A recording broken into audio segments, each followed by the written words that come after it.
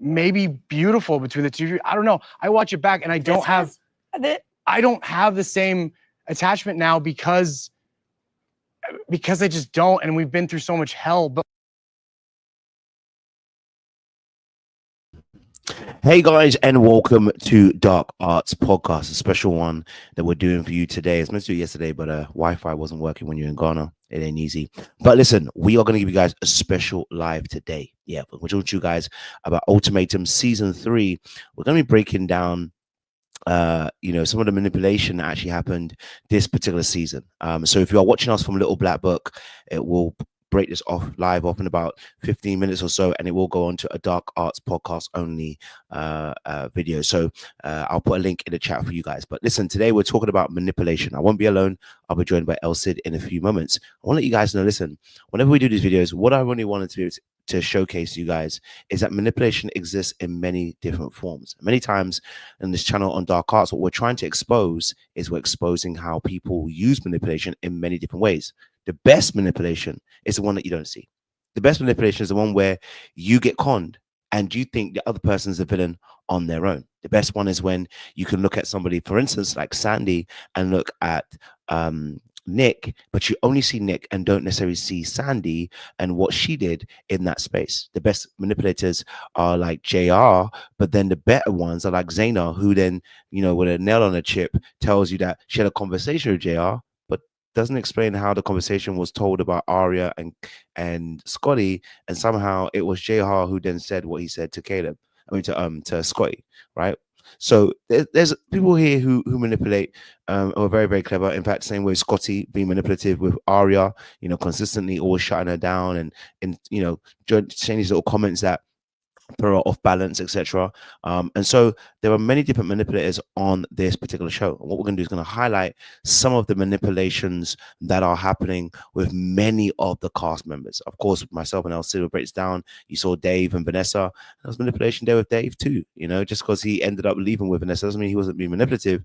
So there's manipulation across the board. So if you are joining us, get ready for an exposing live where we have some really great conversations. Don't be afraid to also contribute in the chat as well. We want to hear your points. We want to hear your perspective. We want to hear what you've got to say. Okay. Now, before we get Elsid on, I'll drop a little intro video so that you guys know what we're all about, because on Dark Arts Podcast, we got to go down the rabbit hole. You take the red pill. You stay in Wonderland. And I show you how deep the rabbit hole goes. Okay. Yes, guys, I am joined by Elsid. Listen, on this channel on Dark Arts, we like to expose the manipulation. So I'm going to ask Elsid a quick question, because on Dark Arts, like I said, we're exposing manipulation. And I think sometimes we always look at manipulation as a bad thing. Sometimes it also is a part of relationships where, we play a game in some shape or form, because the word manipulation here really just means to be able to influence or some in other aspects, which can be to control, or it can be to facilitate one's personal aims. It's a method that somebody can use in order to achieve a goal, right? And sometimes, we all have learned some level of manipulation in some sense of the word in our childhood that contributes towards relationships, right? Everybody wants to be quote unquote seduced to do something. Don't tell me you're going to take my money. Just seduce me, then take it. You know what I mean? So these are some of the manipulations that we might end up doing. So I want to just open up the floor. Elsid, this show, Ultimatum Season 3, had a lot of manipulation. So I want to, from your perspective, what was some of this, just as a general kind of overgliding, kind of overarching view, what were some of the manipulations that you kind of saw that maybe other people didn't necessarily catch on that you felt were manipulative in this particular season? Well, we're on the dark art side of things. What I did notice is people throw out subtlety. We're here for Ultimatum. We know why we're here. And some people throw out subtlety to manipulate or coerce someone to behave in a certain way. Sometimes for me, it's the absence of saying something that gets to me. So while we see the loud crying, it's the folks like the Arya, like, We see some of Sandy and even Zena. It's the quietness that we don't really see a lot of, and we don't recognize as a manipulation tactic. Now, I want to preface this: all manipulation is not dark. All manipulation is not, to coerce someone into a negative space. Of course, the ultimatum is to push someone to marry and build a future with. So when we say manipulation, it's not just to, get them a gotcha moment. Absolutely, absolutely. And I think Ultimatum in itself sets up a lot of this kind of manipulation in the first place. First of all, the contestants on the show are going to be manipulated because the show is set up to manipulate them, to get them to behave in a particular way. But obviously, watching the Ultimatum season 3, I guess we can even focus even on the reunion. But there are many different parts within the season actually where I felt people were being a little bit manipulative, right, in terms of the way that they were approaching certain subjects. So let's start maybe with, okay, who would you want to start with, Elsa? Who do you feel like, maybe one that hasn't necessarily been spoken about that you'd like to kind of tackle and hit? How about a gentle giant? How about Caleb? All right, let's look at Caleb. Let's go to Caleb because he was on the reunion as well, and he had to apologize actually for some of the behaviors that he elicited in the show. So we can definitely look at Caleb. Let's go to Caleb right now actually, and we'll break that down for you. Let's play a little clip of what was Caleb. Because I know that some of the things that maybe you were dismissing for her, Arya told me the truth about. We all have to take accountability in this experience. First and foremost, I knew what I was getting into.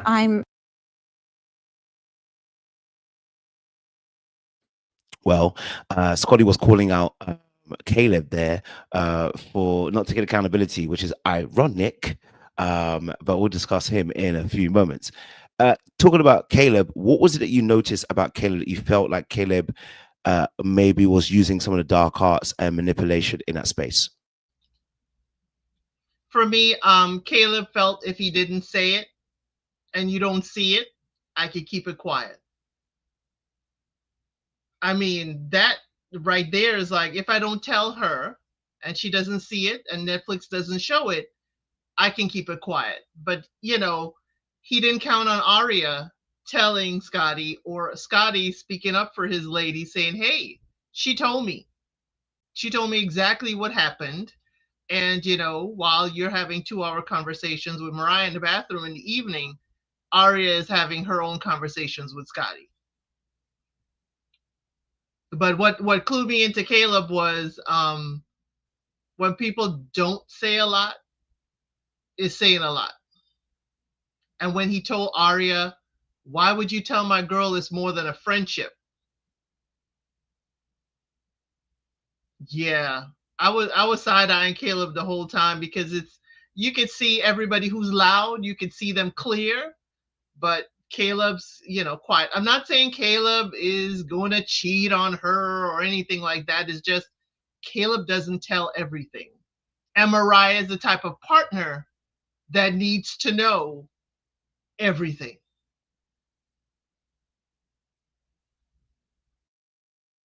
Yeah, you know what? It's interesting because I think when you're talking about manipulation here in a space, the manipulation, like you said, is what's not being said by Caleb.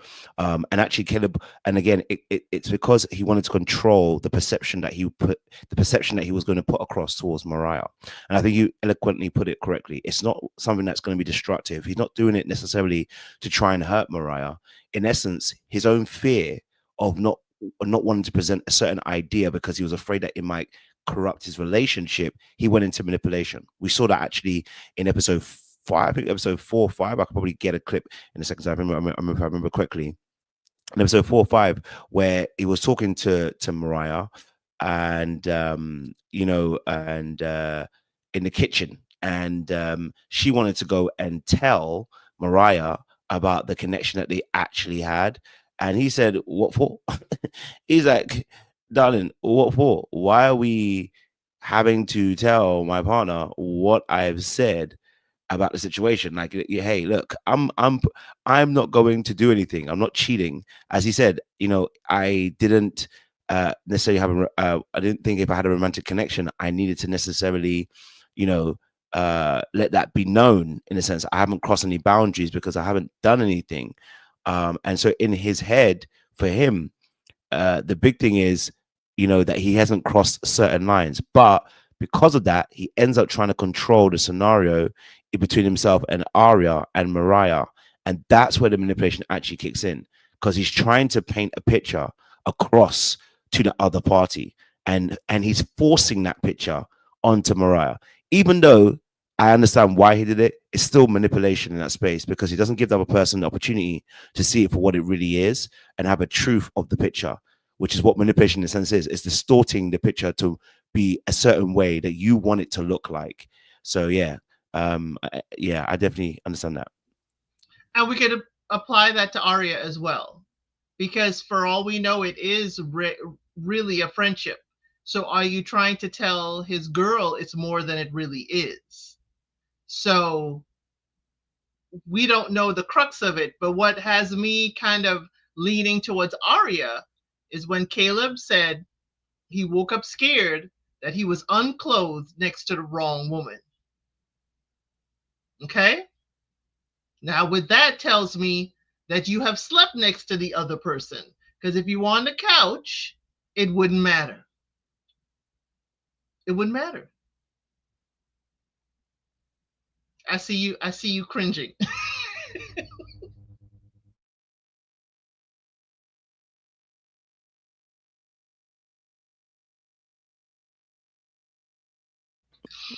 Well, no, I listen. Yeah, you know, he listen. He probably thought he was really. Listen, it happens, right?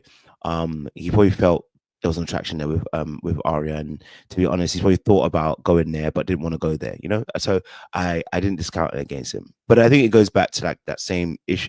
It goes back to that same point, right? Because manipulation is born from the fear. So oftentimes when we're trying to manipulate certain scenarios, we don't want people to have a certain perception. So for him, maybe in his head, he's thinking to himself, I have thought about it. I've almost crossed the line. It is a threat to my relationship to announce anything, because actually I have thought sexually about this woman as well, right? Which again, like I said, as humans, it's going to happen, right? Like you're working with people at work, you're spending time with people, you know, you're doing this show, Ultimatum, you are going to have those thoughts, right? But the fear is that if I be honest, this could actually interrupt my relationship. When actually, in actual fact, he actually could have been truthful, because he actually didn't do anything. Like I said, he didn't cross the line. We actually didn't see, and that's also confused by Mariah's reaction. But I was like, maybe he actually didn't do anything. What was their emotional connection? Apart from the fact that he lied about the emotional connection line, he actually said the emotional connection. So he did lie about that.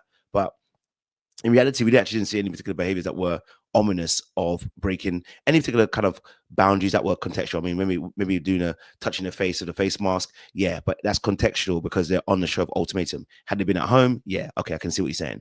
But in this instance, there wasn't necessarily any boundary breaking issues, and so that means it's his own fear that's causing the manipulation to happen now, because he needs to try and make Mariah comfortable. But actually, the truth would have actually sufficed in this scenario, and actually just told, listen, hey, yeah, we did face mask painting. Yeah, we had an emotional connection because we talked, and it's natural. We're going to talk.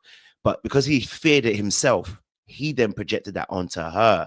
That's where the manipulation comes in, because he's like, I don't think she can handle it. So now I'm going to have to paint a different picture, which is quite interesting with Caleb as well. So yeah, that's a manipulation. I definitely understand that. Yeah, we kind of saw it. I didn't see Caleb as having any kind of vociferous reasons, but I think the fear, because he knows Mariah, he knows his lady, and I think Caleb Moore was like, hey, let me tell her, because the way you're going about saying that we are connected, we are this, we are that, it may send her in a tailspin and she's alone. So I think with Caleb too, it's kind of like, let's be respectful of the fact that yes, we do have a connection. We, have basically, we have a friendship. It could go somewhere if we were both single, but we're technically not. So let's not go too far. Because Caleb was like, you drag your chair over here. You bring the face mask. He didn't, as we heard from Arya, he did not plan a single date. But Caleb, I'm wondering with his allegiances, since he speaks up for Nick, he speaks up for Scotty. I'm like, Caleb, sometimes you need to stay out of the battle. Yeah, definitely understand that. I think this is a great time to pivot then to Arya as well, and I'll play a little clip as well for you guys, so you can see that. Let me put on 125 before Netflix come and collect me. Okay, let me put a sound on so you can actually hear it. That's not a lack. I probably wouldn't say that. I probably wouldn't go with that. Emotional connection. You wouldn't. But,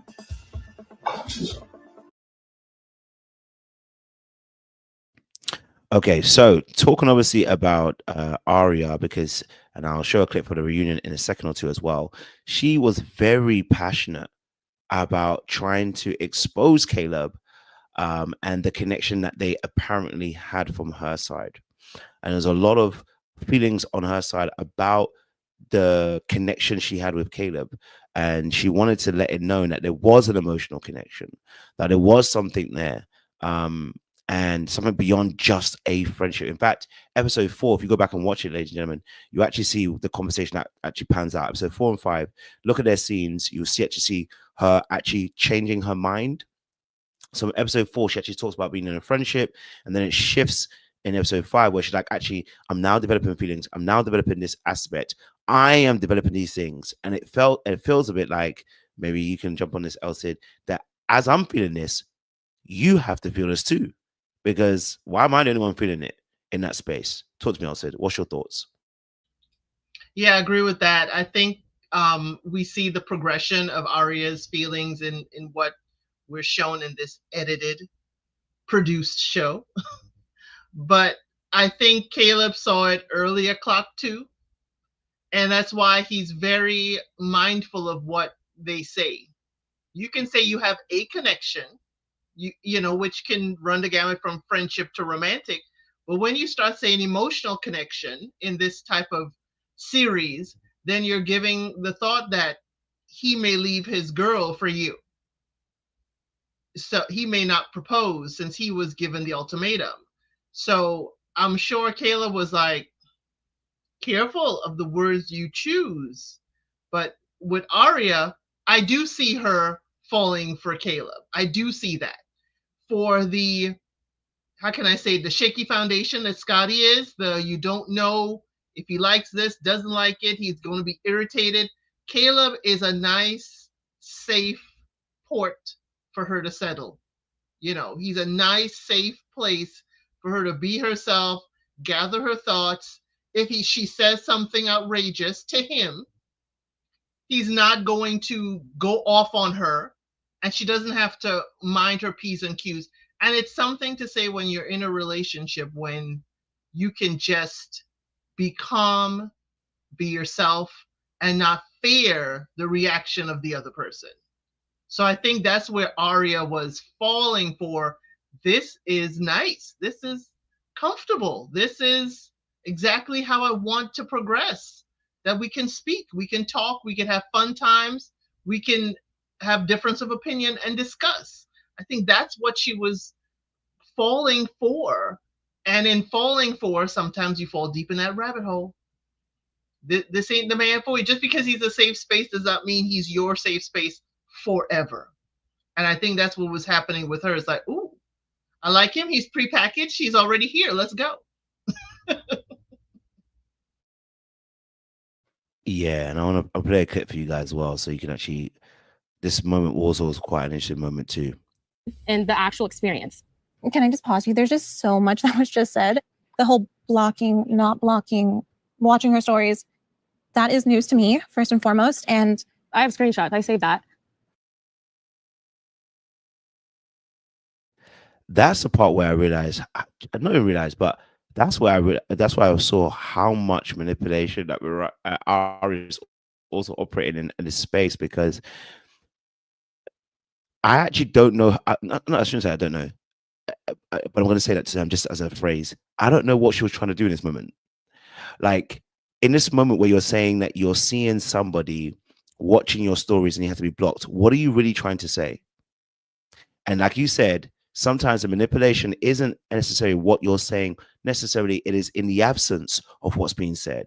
It is the implication that becomes a manipulation. It is the alluding to that is a manipulation. It is, well, you fill in the blanks then. The leaving it up to the other person to let their imagination run in that space is the manipulation that happens.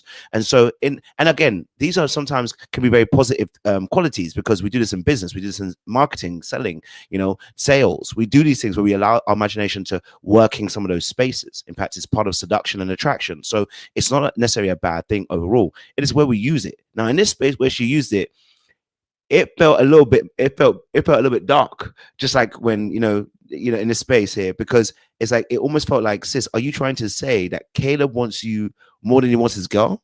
Are you telling me that? Are you saying that Caleb really wants you, not necessarily Mariah? Because what would be the need for you to say this information here? If I could understand if you're going to talk about this, the season, and talk about the emotional connection that you guys had, and maybe he wasn't being honest about it. Fine, but she actually took it off the show to say about how he's following and blocking and not blocking, and then he's watching the stories. And I'll be honest with you, many people watch stories just because they want to watch the stories and be nosy, to be honest, and in all honesty. But since you're taking it that way, my thing is also, why are you taking him watching your stories as him also pursuing or watching in a way that actually is more than just, hey, I'm just interested to see what you're doing, just see what you're doing? Why was that her? And so that manipulation was actually quite that was quite powerful too, in that sense as well, from Arya. Go for it, Elsid. It could be ego. Scotty did say, I don't know a single man that just want to be friends with my girl. It could be ego. It's like, there's no way you could have spent and lived with me for 3 weeks and not come to love me and want to be with me. So it could be, hey, how in the world you went back to your girl and you are denying the connection, so you are obviously lying, because no one has ever left me thinking they're going back to their girl, and I am not on their mind constantly. So it's like, Arya, I understand it can be hurtful, but again, why would you want him if he did turn, from Mariah? I don't think so. But then just be happy for them. Because then if that's the case, then millions of people, billions of people around the world shouldn't be looking at stories and liking. So are you saying that looking at stories and liking is leading to connection? So Caleb can't just continue to look at your stories or everybody else on the show without being a dig. Is she talking about Scotty still looking at her stories? Is she talking about JR or any of the other cast members? No, it's stuck on Caleb. And I'm sure Caleb is not the only one looking and liking her stories. And Caleb, the fact that he even likes it, he's letting you know, hey, I'm here. I looked at it, whatever. Could it be manipulation? Could he be like, hey, checking in? But it's all an interpretation. It's all interpretation. As he said, he likes and watches Zena's stuff too. Okay. I just, in the social media age, I'm like, the liking, looking, and hidden, I don't see it as, going further. Now she had screenshots of DMs. Now we're talking. But looking and liking, that ain't nothing in my mind. In my mind. Yeah, no, this is it's interesting, because actually she did say she has the screenshots, I think, of I'm guessing of the him watching the stories. I don't know, did she say about DMs? I don't know if she said that she has screenshot DMs. So there's no DMs, he hasn't driven to the DMs, okay. But again, and this is, like I said, it sometimes the manipulation, like you said, is that sometimes our ego, we want to be liked, we want to be wanted, we want to know that we could have had that person. And sometimes the manipulation is that I could have had you, but I didn't necessarily want you, right? In that space as well. So, or it's like, you know what? I open myself and I start considering you. There's no way that you didn't consider me. You know what I mean? Like, how have I considered you and you didn't consider me? And that, in a sense, can turn into manipulation, because really and truly, again, it's from a fear perspective of not being wanted, not being desired, not being liked. And of course, we know a little bit more of her background in terms of her father as well, and the father being, and the mother and father actually, which we didn't necessarily discuss, maybe we can discuss another time, that they were in an open relationship at one point too. So she saw other women coming in, which is probably also contributed towards that. So that feeling of being unwanted, being discarded, can play a heavy role in how people actually also show up in relationship to actually trying to put across to actually now, existing in that manipulative space, right? I must prove that I'm wanted. I must prove that I'm liked. I must prove that I'm desired. Because Scotty already shown that because he wanted to marry her. So to be honest, it's fine. But with obviously Caleb, he was an enigma in the sense of she didn't like him in the beginning, then started liking him, and then it's like, wait, how are you gonna hold back? How are you gonna be disciplined? How are you gonna be how are you gonna not come after me the way I want to? Which is, again, it can be a bruise to the ego. And so that manipulation can be that you start saying things that you don't necessarily need to say. Like you're watching my stories and the screenshots of that. Yeah. Any other thoughts on the Arya situation? Go for it. Just a great point, bringing up her parents' open relationship, or as she thinks that someone came between her parents' relationship. It's like, why would you want to come between this relationship now? It'll be curious to know. You've seen what it has done to your family. Why, if he's made a choice, it's a year later, why so much heat a year later about this, knowing what someone coming into your parents' relationship did to theirs?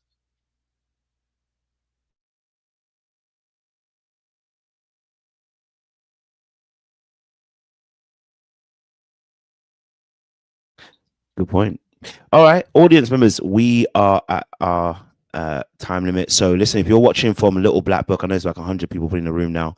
If you're watching from Little Black Book, you're gonna have to switch over. There is a link in the chat as well. Okay, so if you enjoy the conversation, fantastic. Like I said, this is Dark Arts channel where we discuss all things manipulation and exposing the game. And then we've chosen Ultimatum season 3 to break down some of the manipulation that we saw in this episode. We're still got yet to break down Nick, Sandy. We've got to break down JR, Zena, Scotty himself as well in that space, and probably Dave as well will probably end up doing. So it's quite a few people we've got to break down. But listen, if you want to enjoy the conversation, you want to join in more, you want to see more, you want to hear more, you got your own opinions, I can see you guys in the chat, then use the link in the description, in the chat right now, and switch over, because we are going to lock off the Little Black Book because it's a Dark Arts special.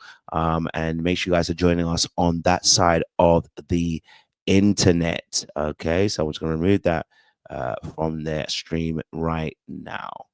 God bless y'all. Okay, so we are on our Dark Arts podcast. So welcome again, guys, on Dark Arts. It's good to see you guys. I'm going to play a little bit of the intro, and we're going to jump into another party who was on the show, who I felt was manipulative in that space.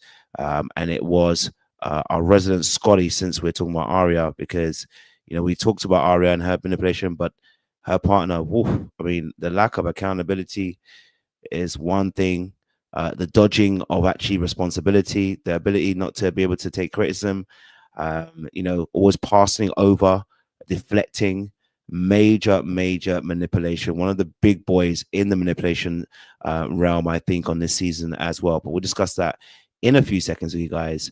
But let's read the intro and we'll get on. You take the red pill, you stay in Wonderland, and I show you how deep the rabbit hole goes. Scotty, how is this from your perspective?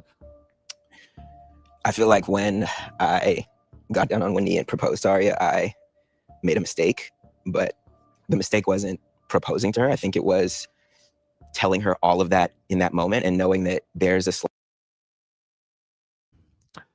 Okay, so we spoke about Arya and her manipulation. Scotty, I believe, is one of the big boys when it comes to manipulation. And I mean that in the sense of there is a darker aspect to his manipulation, right? We spoke about Arya and some of her manipulations, about Caleb and his manipulation, but we didn't speak about it in necessarily the most darkest of terms, because it wasn't necessarily leading to destructive behaviors per se. But with Scotty, I think we do see destructive behaviors, things that can wound, hurt, destroy relation, sabotage, and really actually do damage to the other party as well as himself. So tell me a little bit about what you saw from Scotty in terms of the manipulation that he exists in that plane that we saw on Ultimatum Season 3.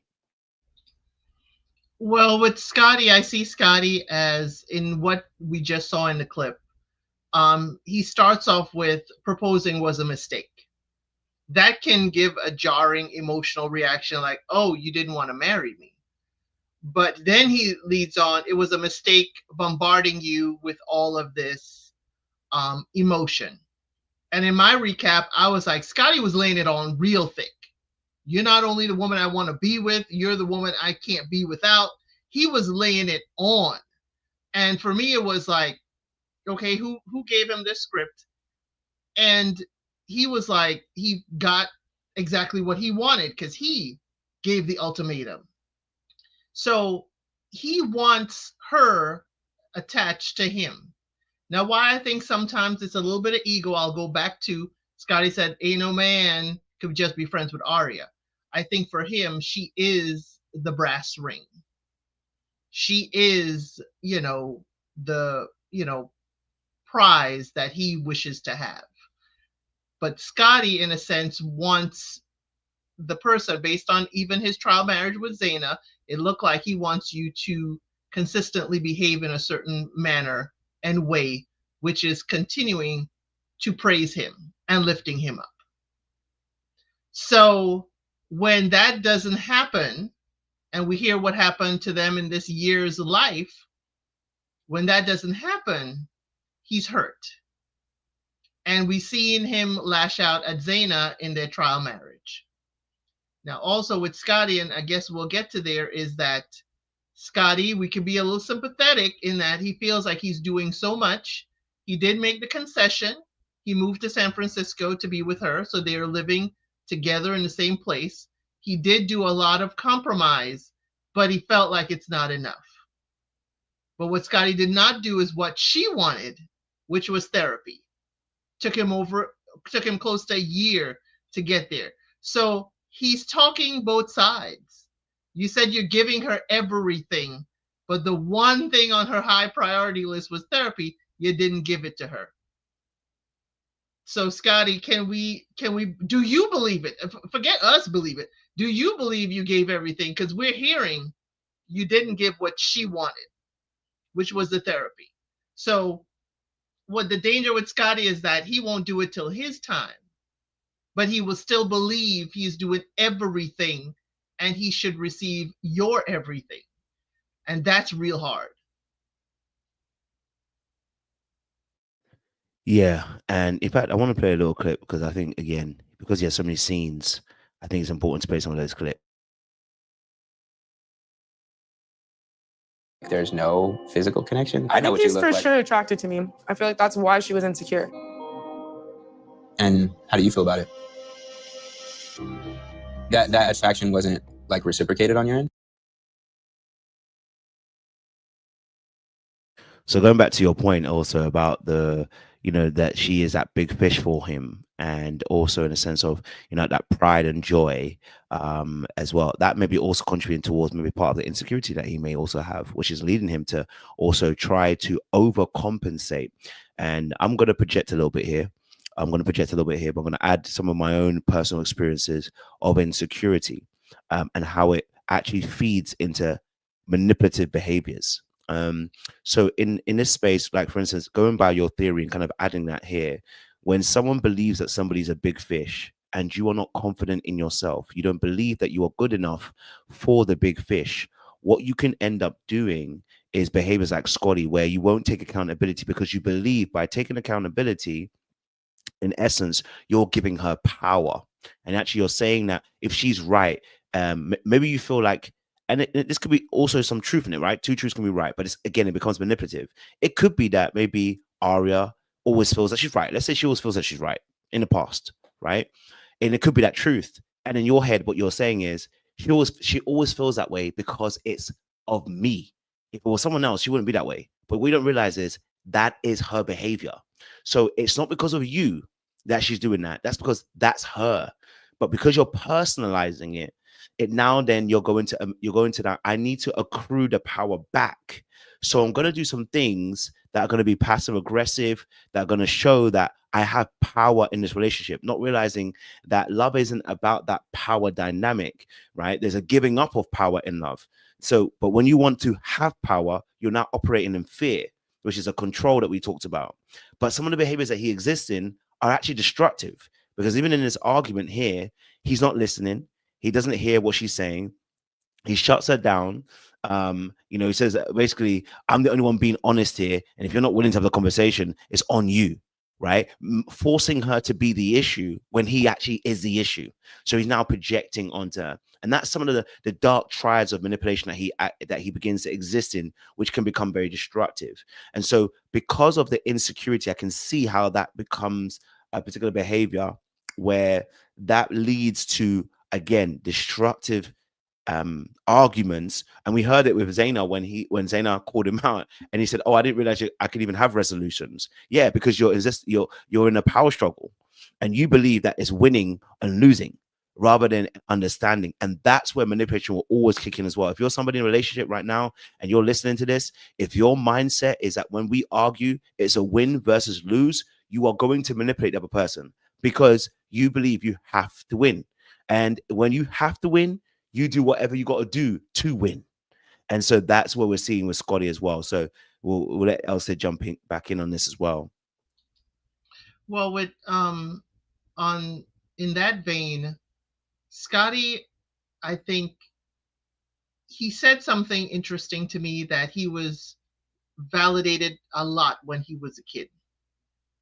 He was poured into a lot when he was a kid. So I'm wondering if he's looking for that from his woman as well. And if you're not pouring into him as much as his parents did, and I'm not saying, pouring into, I'm giving that he was, you could do no wrong. You are given, you are a light as parents do with their kids and can and should. But now you're looking for that from a partner that is trying to help you get better, help themselves get better, and help the relationship get better. So Scotty gives me I don't wish to be questioned. I don't wish what I say is the right way, and I don't even need your input. That's Scotty is giving me, and I'm sorry, he's not at a market value level to just have a trophy that is just pretty and give no input. He has a beautiful, smart woman that she wishes to give her input, and she wishes to help the relationship along. But because he doesn't want, as you said, give up control, he may think therapy is her control. Therapy is her way of getting a third party to, beat up on him. But therapy, actually, she's looking for, how can we understand and translate better for each other so we do hear? We are hearing, but we're not listening. And sometimes, as I have had therapy with a significant other, sometimes therapy helps you translate. It helps you listen differently, because what you're hearing isn't what you're receiving. And Scotty just was like, I'm not going to do what you want or on your time. And he said that. It didn't happen on her time. But Scotty, it's the relationship. If you wish to keep her and the relationship, you've got to give up some of that. And that's not a giving up. It's a giving into. And giving into the relationship will help both of you. Even if this isn't the relationship, it will certainly help your next relationship or help you beyond the relationship. So I think in Arya, and he may see it as manipulating him to get to therapy, I think it's a manipulation that is beneficial, like we started talking about. Even if you saw it as her manipulating you, go give to your woman what she is asking for. Then we can understand and see and believe when you say you've tried it all, you've given your all, and then you could say, hey, we have done 8 months of therapy and it just isn't there. But we have grown. We can understand that better than I'm not going to therapy. I moved. I've got us an apartment. I'm hearing all the superficial provider stuff from Scotty, but what she's looking for him to provide is the emotional access, is the emotional connection. And he's not willing to give that yet. And it could be that he doesn't feel safe there. We can give him that. He may not feel it's safe, but again, it's not a safe space due to his own doing in most of this. And we can see this from this edited produced show. We can see that he hasn't created the space to allow her to be her 100% self and provide him with that security as well. Yeah. So I think that's a beautiful way of putting it as well, because I think in this aspect, and again, I'll give a more personalized perspective. Anybody's listening about the manipulation here, I'll give a really deep aspect of this. Somebody who's also suffered some similar to Scotty is in terms of, number one, the difficulty of accepting criticism, because the person believes that the criticism is about them, not what they do. And that's what told me that.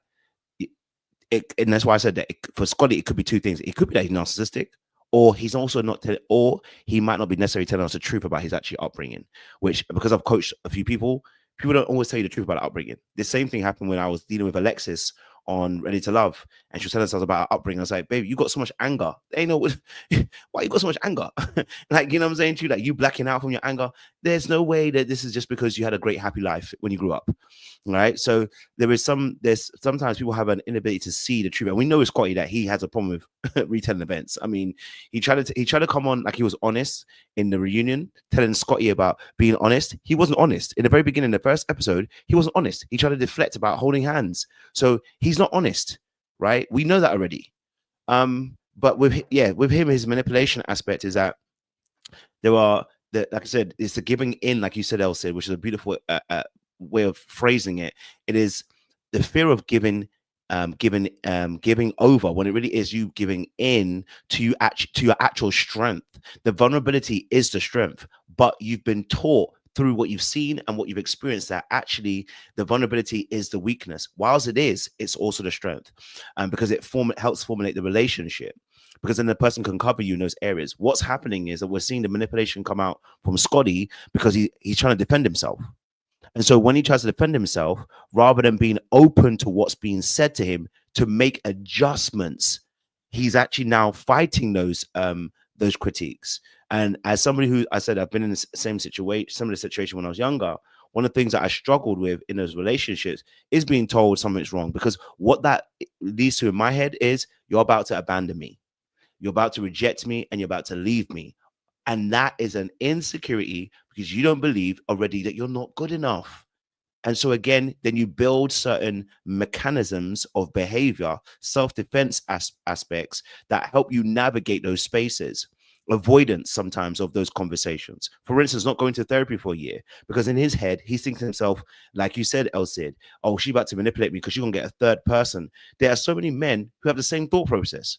Oh, if they get a therapist or a coach, they're going to be on your side. Oh, they're only for the women. They only know how to see the woman's point of view. And they've already got an assumption, but their assumption is really not even about what someone's told them. It's because they are afraid of being seen. They themselves know that if they're seen, they have to be vulnerable. If they have to be vulnerable, they have to be weak. If I'm going to be weak, I'm going to be exposed. When really and truly, now you're manipulating your partner.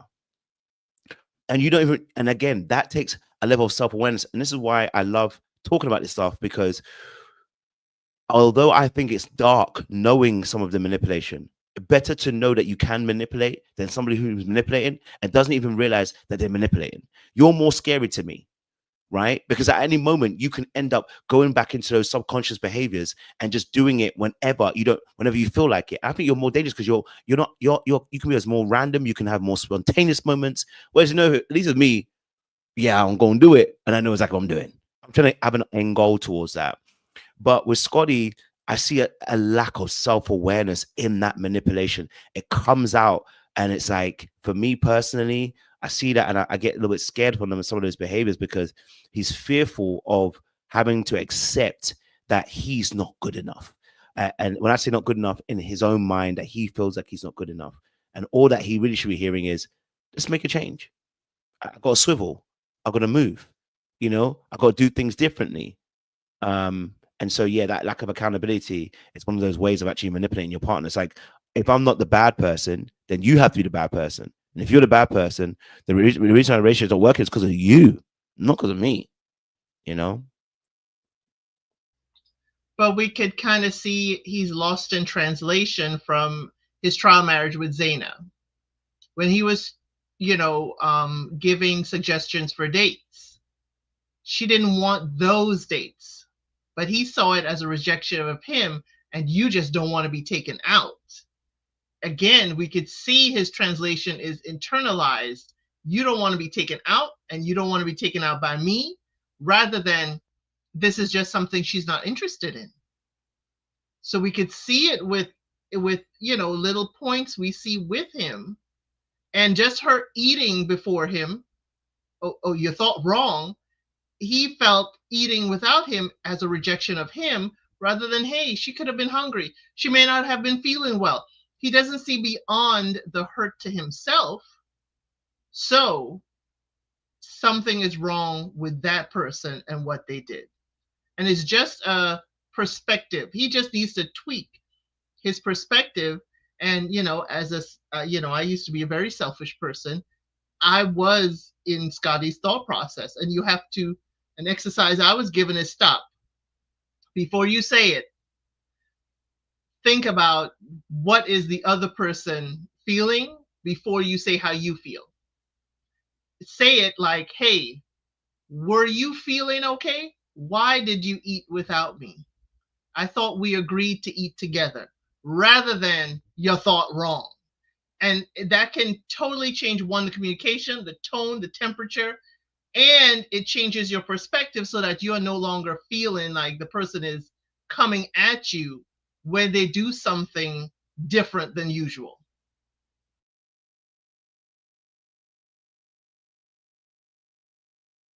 Absolutely. Yep. And maybe if we do a part 2, we can go deeper into Scotty a little bit to really help some people, because I did see a comment by a gentleman on my video that I did with Scotty saying that, he used to be like Scotty and he had to make some changes. So there are many people, and there were, I think with Scotty, that's the reason why I was like trying to give more advice, is because I really saw a lot of just myself, but also other men in Scotty, is that if you can just change, if it just needs a slight tweak, you really just need to tweak it. It can make all the difference in your relationships in future, and how you even look at some of your past relationships and go, oh, you know what, I was seeing it that way because I wasn't safe. I didn't feel good. I didn't feel this thing, whatever. And then that can change the way that you operate with your partner, because what Arya is bringing to you, while no one's perfect, but what she's bringing to you is actually how to win the case.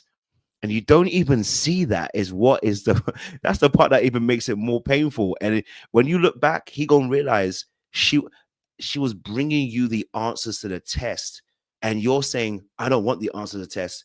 I already know the answers to the test, and you don't. The test is on her. You know what I mean? So it's like that aspect is so important, and we don't have it. So it's like, as a man, anybody listening to this, look, it's not about being told what to do. It's not about feeling like you're weak or anything. It's about understanding that you want a relationship with this person, right? You want it to work. You want to win, right? The only way to win is when both of you have an understanding. That's the only way. And if somebody's going to give you all the answers and give you the answers to the test, brother, take the answers to the test. Why do you want to go harder? So yeah, last thoughts on Scotty before we move it on to someone else. You're so right. He just has to listen, but listening requires hearing the other person and not just hearing yourself on what you want. Great points indeed. Let's shift it on then to another person, obviously, because we had JR and we had Zena, but we're going to deal with JR first because I think he's another one of those big boy villains on the show. JR. Yeah, it's interesting because I think, like with JR, it's interesting to JR because I think his one is more when he's dealing with Zena, right? We knew that obviously at first he didn't tell the full truth to Zena about what happened with him and Sandy. But the incessant line for JR is, you know, he came on here for a whole bus, okay? All right, he came on here. Well, let me say this. Like Sandy, he exposed that there was a gray area here. He used a gray area. So let me not do that to him because I feel like I'm doing him a disservice a little bit because when I said about Sandy, I said she exposed a gray area. I didn't make it so malicious. The same thing he's doing here. He understands there's a gray area here. This is part of manipulation. Known as a gray area, okay? It's a technicality. So in the space of manipulation, one of the, and again, I'm going to call it beautiful because it is part of that beauty, is that in the gray area, technically, I'm not doing anything wrong. And that's when you are living in the most elite level of manipulation, when you are in a space where technically I'm not doing anything wrong. You know how you know that? Because our politicians do it to us every single day. Okay, all right. They find loopholes for taxes and this, all that kind of stuff. Technically, they're not doing anything wrong, but you gonna pay your tax. He gonna find a way out. Okay. Now, with this situation with JR, he found a way to expose the gray area. He came on a show, you know, he knew his girl wanted to get married. Okay, this is where the manipulation really is. He led her to the slaughter, right? Came to the show, okay, and issued an ultimatum in this space, right? To the issue of it in the ultimatum in a sense. Actually, was it him? Was it him who offered it in ultimatum? Was it Zena? So Zena obviously issued a ultimatum. He sees an opportunity and a chance here. Hey, look, the premise of the show, you know what? Shoot, there's an opportunity here. I could be on TV, I could do this, but really and truly, this is a gray area. We are broken up and we are separated. As he says on the reunion, we were broken up, we were separated. Technically, it's a gray area. And so technically, if I do anything with Sandy, like he said, I took my marriage to Sandy very seriously. Yeah, you plowing someone in the back, I mean, could be looked at as being very serious, but really and truly, he took advantage of that gray area. So, but yes, Elsa, I would love to hear your thoughts on JR and what you thought about his manipulation and what he actually did as well. Okay, now I got to stick up for JR. See, this is what you brought me to. There ain't no gray area. JR said when he walked into this ultimatum, he wasn't going to do it with any restrictions.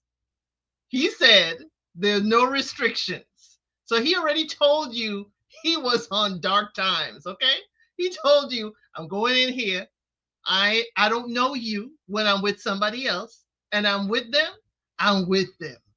So JR told her right up. But then that is another form of manipulation.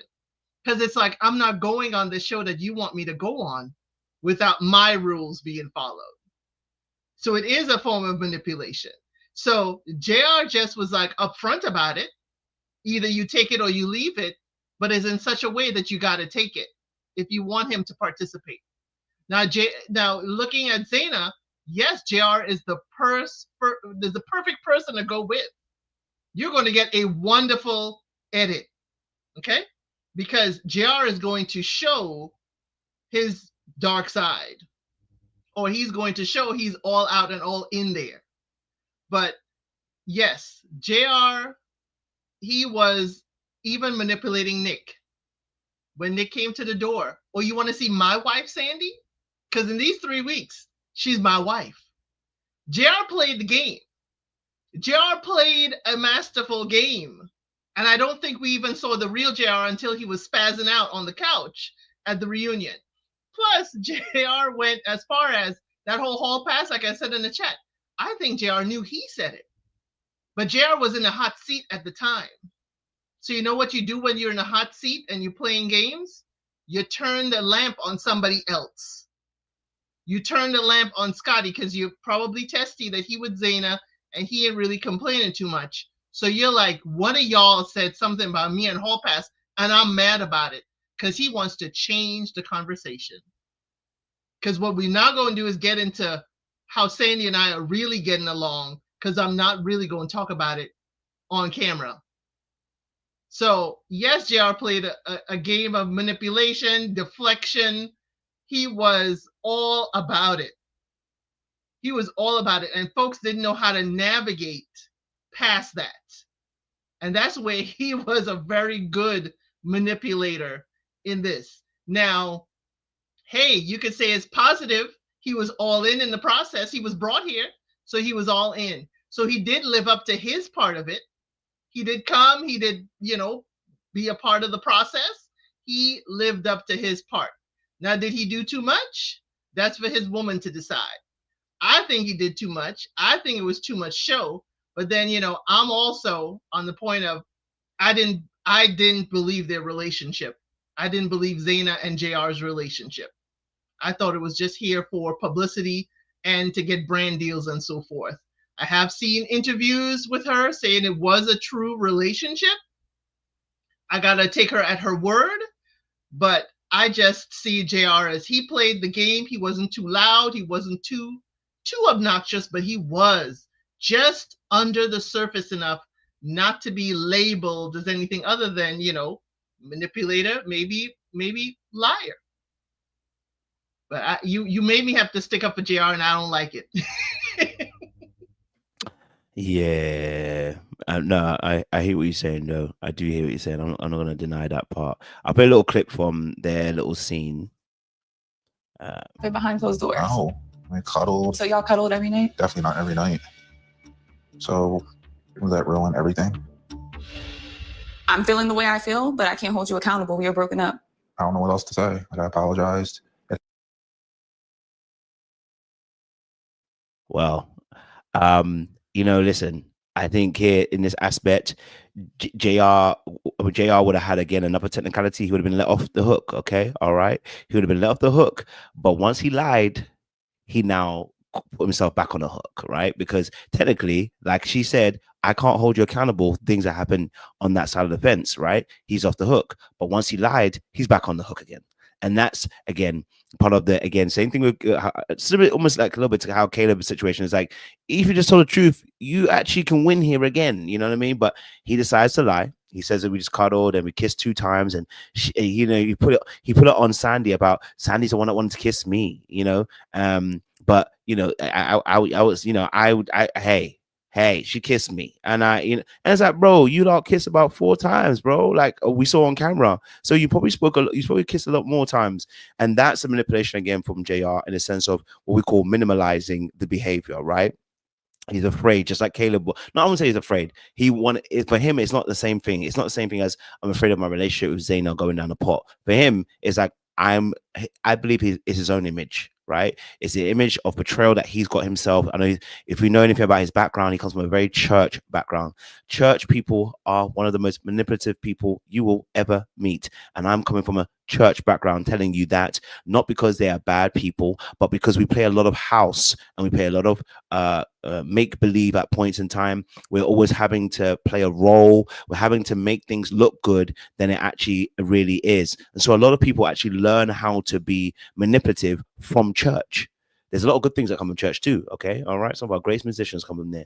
But look, a lot of manipulation comes from church too, because a lot of people are not able to be honest. They're afraid of being honest because of being judged. So what that does, it puts these particular set of behaviors for people like JR, who's a PK, okay, a pastor's kid, who has to learn how to navigate a world to create an image for people to buy.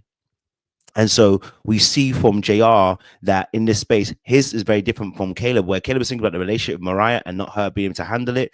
For JR, it is about the image and not being cast as necessarily, quote unquote, a villain, right? I haven't done anything wrong. Right. I told you at the beginning of the relationship that, I wasn't that, I'm not that, we're free. I told you that this is what it is. He's right. He did. But then he lied. You see, because a liar can't help but to lie. You know what I'm saying to you? The manipulator can't help but to manipulate, right? When you have those manipulative instincts, you are always going to use the instincts. And that's the problem with manipulation, is that once you dig into it, it always promotes more of the manipulation in some aspects, in some little way, in some little fashion. And I think with JR here, he had a free run. He was scot-free. Okay, pun intended. He was scot-free. He had the handcuffs off. Okay, all right. It's like committing a crime like OJ and getting away with it, and then going to commit another crime. And it's like, bro, you were scot-free. And so we see with JR here, the manipulation is that he went into lying again, He went into minimalizing what it was again. And then I believe he's colluded with Sandy on this no sex situation. If I'm going to be honest with you, I believe him and Sandy have colluded to take it to the grave in that space as well. And so, you know, I felt like that with JR, he definitely had his little ways that he played as well, you know. But we'll talk about obviously Zena later. But yeah, any other thoughts on JR? Like I put in the chat, he does loud truths and quiet lies. So the loud truth is like, hey, I told you who I am, what I'm going to do. And the quiet lies is, you know, she kissed me. You know, it's those, you know, tricksy little lies that he would do. No. Yeah, I kissed her, but she kissed me. She initiated it. I didn't want to make her feel bad. That's what I heard in the last part of it. I didn't want to make her feel bad. But again, Zena, you know, and the show gave him an out. The thing that JR, and I guess I commiserate with him, is that it's not gray. The show said, you are my ex. I acted like you were my ex. He used the show's language and tactics in his manipulation. That is something that you cannot deny. So while he is acting maybe wild and wicked, he is within the bounds of being wild and wicked because you just gave him the permission slip. You just didn't read the fine print, but JR read the fine print and said, here, you were my ex. I was married to her, so I was with her. Now we are back together. I am no longer with her. You just handed him a ticket to the Ferris wheel and he rode.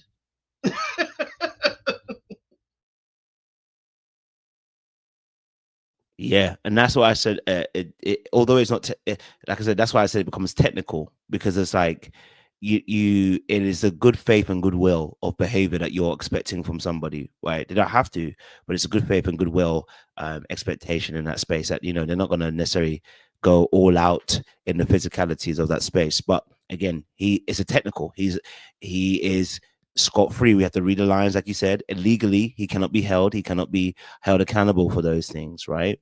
So he hasn't done anything wrong in that space. Like I said, the lying is where now you're going to get caught up. And so in that space, again, and like I said, one of the best things about a manipulator is the ability to use truth and be able to use things that are going to allow them to be scot-free. The whole point is, and so, for instance, one of the manipulations that we can talk about, I call is double bluffing, right? In the sense of, when I double bluff, I am going to tell you the absolute truth. I know, though, that the truth is also the bluff, because if I tell you that I'm a complete bastard, I will cheat on you, I will leave you, I will be the one that will break your heart. I know what it does to somebody who's broken, someone who's secure and loves himself. They're gonna be like, oh, thank you for telling me. I'm not intrigued. I'm gonna be honest with you. I'm not intrigued. But somebody who's broken, somebody who wants to save me, somebody who wants to prove that they're lovable and care about you, this double bluff works a treat. Literally, the person will be intrigued. They'll be like, I want to understand you. I want to know why it's happened to you. Like, why are you like this, right? Those of you who are healers, probably you are the most suspect of this situation where you'll get caught up. So it can then become manipulation in that space too. So, but that's a very clever thing. I told you the truth. I told you I was going to cheat. I told you I wasn't going to treat you correctly. I told you I was going to have multiple women, right? So now what that does is that it forces the responsibility, and rightly so, by the way, on you, because like, well, you didn't read the print. I didn't even make it small. I actually said it in bold so that you knew.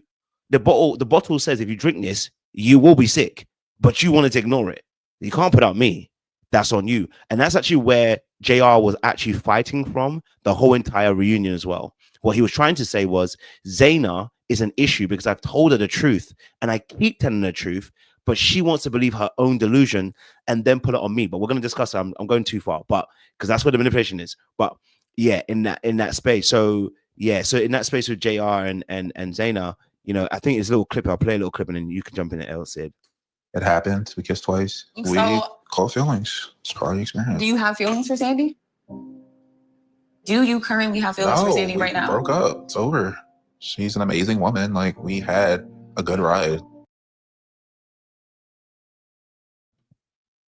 I mean, that answer alone should tell Zena why she's her own delusional manipulator. But any other last thoughts on JR and his behaviors? It sounds like when my kids don't want to fess up to doing something. No, I didn't. No, looking everywhere. No, of course I didn't. You told me not to do it. It was screaming, you caught, and you just don't know how to handle it, and you just telling me what I want to hear. Sorry, but no, but JR, we kind of see where he's coming from, and it's the subtle things about JR too. He uses the loud to distract you from the quiet lies, and you know no, we broke up. Absolutely. He said, no, we broke up. No, you know. But yeah, I think one more clip, I think, of what was happening with JR. In the room, like it was. You gotta experience what it's like to be married, right? Oh, yeah.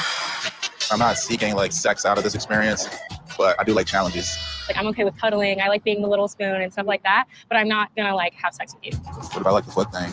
Oh. Can we get that far?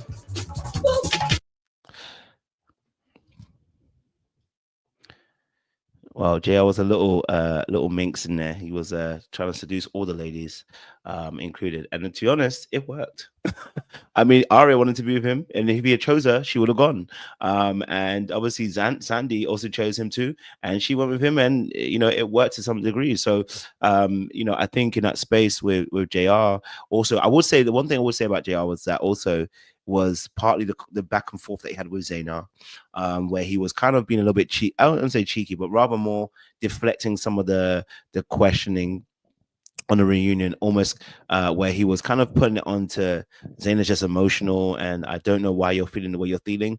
That can also be very manipulative too, where you pretending as if you don't understand why someone is frustrated or hurt or they have emotions. Now, again, we'll discuss Zena and her manipulation, but the reality was JR problem is that he tries to pretend that he doesn't know what the heck is happening. He weaponizes incompetence as if I don't know why are you frustrated? Like, how can you? And then what he's trying to make you feel like it's like you're dumb.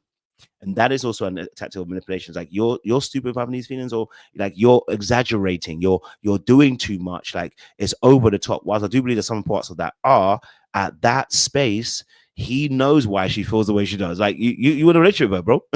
Okay. And so you would understand that, especially if somebody who's been cheated on, you'd think to yourself, it would understand how these feelings can be, you know, in that space, or how you may empathize with that. But he didn't do that. He weaponized his own incompetence, and we know he's not that dumb. So, but what was your thoughts on his behavior on a reunion in terms of the back and forth that you're talking with Zena? I think with JR, as someone said in the chat, he is late bloomer. He gives late bloomer. And we know because he said, you know, he had to lose weight and all that, and he is this fine. And now that he's this fine, and we have seen it a lot of times with the ladies in these reality shows, when you get fine, you're open up to a whole new market. And I think JR is like, oh, all these women will want me. I will be the hot commodity, and everybody will want to pair up with me. Now, the thing is that JR is there because, as he keeps saying, she brought him. He is there because she wants to give the ultimatum. But my thing to Zena would be, why would you want this man? Why would you want him? Because I didn't hear much about how JR would be great as a husband. She said, oh, you would be great, but we didn't hear his qualities. What I will ask, and I know we go into Zena next, is that clip that you just showed. JR said, oh, no, we're not together and we don't, you know, have feelings. How is he so quick to end feelings? So when he was with Sandy, were his feelings for you over? And now that the 3 weeks are done with Sandy, his feelings for her are over? So now what does that tell you about his flip-floppy feelings? If we believe what he says, it seems like he's flip-flopping. And he's not solid in his feelings if something else comes along. That's my issue with JR. And it could be because he's, hot commodity. It's really hard sometimes to stand within the relationship and stand strong. when all of this temptation is around. Yep, I definitely understand that. And so I definitely agree with that as well. Shifting it then from JR, because we know, and again, I want to also highlight that JR's I put him in the dangerous category, but actually having a conversation, I realized that a lot of things, it's still dangerous, but I think I can reduce the category a little bit, for JR, maybe not drastically, but a little bit down, just because again, he plays in the area of truth, which is, if I tell you this is on you. And actually there's a lot more onus on the other party. And I know some people might not like that, but if I tell you the truth about something, you have to believe it. Whether it's a manipulation or not, you have to believe it. So there's a lot more onus on the other party to be in that space. But the lying, that was not necessary. For me, that was unnecessary behaviors that he did. And the minimalizing also, for me, is where there can be some destruction in that aspect as well. Those kind of people where they get you riled up and they're like, oh, I don't know why you got angry. It's like, Negro, please. Okay. So that can be destructive as well, in that particular place. Okay. All right, cool. So let's talk a little bit about Zena then. Again, because I don't think she's necessarily a destructive manipulator in this space. I definitely think that she's just clever. And I was impressed, to say in a very darkest way, I was impressed because she also had her ways. She's like, well, JR, you're not the only one who can play this game, okay? And I will have my day in court, as they say, and I will show you that you're not the only one who can play this game. Sometimes you can sometimes you can manipulate yourself, you can actually manipulate yourself to be in a particular space. So the aspect with Zena was quite interesting because of, like I said, the tech situation. But let's watch a little clip and we'll have a little bit of a conversation about Zena on the show as well. Oh my God. Can we all applaud right now? What do you have to say for really yourself? Think I came here for a hall pass? The fact No. What do you have to say to that? Was that crazy. insensitive or no? You are so gross. I think the thing is with Now, I just got something. If he did come for a hall pass and Sandy then said, about JR's behavior,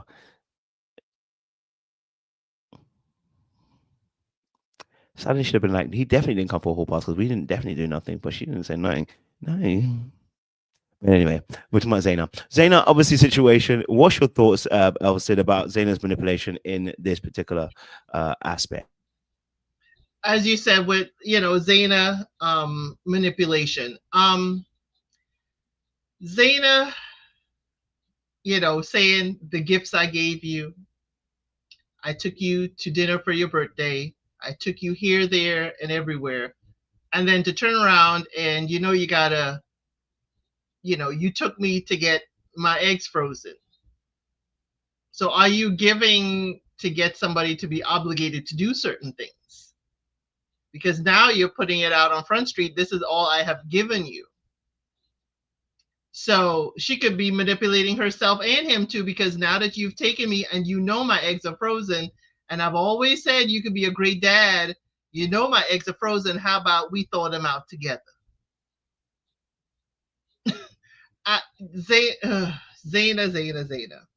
The receipts on the QR code on her nail, okay. Some folks like that. I didn't. I'm like, why this much heat after a year? But understand, it's the reunion, it's taped, it's filmed, it's being put out there. She's going to say, hey, I'm no fool.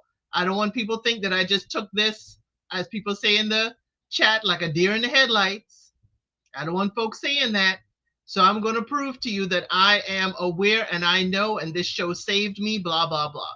But again, her manipulation was after the show still giving it. Now I need closure. It's like, get him away from you. He said he is not going to marry you. Get him gone. Why are you still entertaining conversations with him? And for me, it's under the guise of, we need closure. No. You brought him to the show, and the show said, you get closure here. The show gave the rules, and you signed you both up for it. So this whole, I need closure and he's not giving me closure is also a manipulation tactic, I think, too, on us, the audience, as to he, of course, is behaving in a bad manner. So with the whole Zena, I see several levels to her manipulation. They're not all negative, but they're definitely not all, positive by any means. Yeah, it's interesting. I think again, when we explain the manipulation, sometimes things are conscious, sometimes things are not very conscious, right? And understanding, obviously, with Zena, I don't think she's destructive with it, right? But I always find these interesting. So I haven't watched an interview yet, so I definitely want to watch the interview and do a breakdown. But if, like, for instance, she says, like, hey, I let's say, I already knew what it was. He couldn't play me. Well, that's the manipulation, because that in itself becomes a manipulation, right? Because it's like, well, if you knew that, why did you have to go through all of the madness that you went through with him in the first place, right? If you already knew that he ain't ish, and that actually you now need to come and prove onto us on the show that you knew everything that was going on, well, then you were manipulating. You knew everything was going on, so why are you trying to make him the bad guy, right? You knew what he was, you knew what he was about, you knew what he was doing. Why'd you have to go through all of this to prove that he's a bad guy? And that ends up making you more not just as manipulated, but can end up becoming part of the manipulation as well. So this is intriguing to see from Zena's perspective, because I think, like, for instance, when she was dealing with JR, we didn't need her to necessarily expose anything, but I see when she did try to expose something, especially like the nail tech situation, I was like, okay, but you didn't actually explain the context of your conversation all the way through, because we see only a piece of it. You talking about Caleb and Arya, and it's like, okay, well, now you've put a battery in his back, because like he said, what would you think if you bring that conversation to me? You know what I mean? So who put the battery in whose back to him to go and talk to Scotty? Because actually, when you put a text over to me saying that Caleb and Arya are talking about this, where else is he going to go? He's going to go to Scotty, because the conversation was about Caleb. It was about, I keep saying Caleb, about Arya and Scotty. So that's where these clever manipulations, and actually Scotty caught it, but we called him mad at the time because of obviously his babies, which were mad. But he actually caught it and was like, actually, wait, nah. What do you mean, Caleb? What do you mean? Wait, what? But at the time, we couldn't catch him because, again, he was very mad at that point. So we really was not trying to hear nothing he was saying. We was like, to be fair, Scotty's a bit mad. But actually, he caught onto something in that moment. And he actually called her out about her manipulation as well at the time in that space when she was talking about it, when he was in the toilet and then he was cleaning. He actually called her out. So Zena's clever, okay? All right. There's still she may still feel like a victim in part of it, and I understand that. I'm not going to take that away from her. But there's also some manipulation in that victimhood. Victimhood itself can become manipulative in that aspect. It can be a woe is me tale. It can be sucking the sympathy from people, and actually you do more things to make yourself more the victim in this situation. So Sis saw the red flags and didn't want to stop the red flags. Like she told it on herself and told us, I saw the red flags 24 hours before the show. Someone messaged me. Well, then if that is the case, sis, you knew what you was dealing with. At that point, you're manipulating us because you're trying to make it out like you this perfect victim, when rather you should be saying, let me take accountability. I did see it beforehand and I was foolish. I should have made sure that actually I didn't go forward with you because I'm foolish for this. This is on me. This ain't on JR. It's on me. Right? But now you are trying to play, and this is where I'm trying to come down to my final point. And this is when you see the red flags and the signs and you ignore them and then try to project it onto the other party to say that they're the issue, you are manipulating us as an audience to make us feel like, okay, JR is a wonderful beast. And sis, he told you what he was. He said he's a lion. You said you're the sheep. He likes sheep. And he tells you like sheep. And then you say, well, I want to be a sheep in the pen next to the lion. What if the lion bites you? What can I say? Well, you shouldn't bite me because, but I knew you were a lion anyway. And it's like, well, I know you lying because you are lying. You know what I'm saying? So in that space, you manipulating us. And so it's very clever from Zena. Again, it's not destructive per se, but it's very clever manipulation, a great turnaround to turn the story in her favor as well. So yeah, it was very clever again, because you have to kind of peep it in a sense. Go for it, Elsid. It was definitely clever. She does have clever, and the whole QR code thing was clever. She knew she couldn't bring her phone. She knew she couldn't have a file out. For those who watch reunion specials and saw, I think it was Real Housewives, where somebody brought a folder out from under the couch. She knew she couldn't bring a prop to the reunion. So she brought the QR codes knowing that Nick or Vanessa would have their phones. They're approved to have their phones. So yes, it was something. It was like, whoa, but then it was lackluster based on what was there. Now, whenever someone, and this is my dark part of me, whenever someone like Zena is curating a perfect look, it screams at me that you're not perfect. You are, to take a line out of Garrett from Love is Blind DC, you are curating your personality for me. And that's what I think I took umbrage with Zena. It's like, are you really behaving this way, or are you doing this for the camera?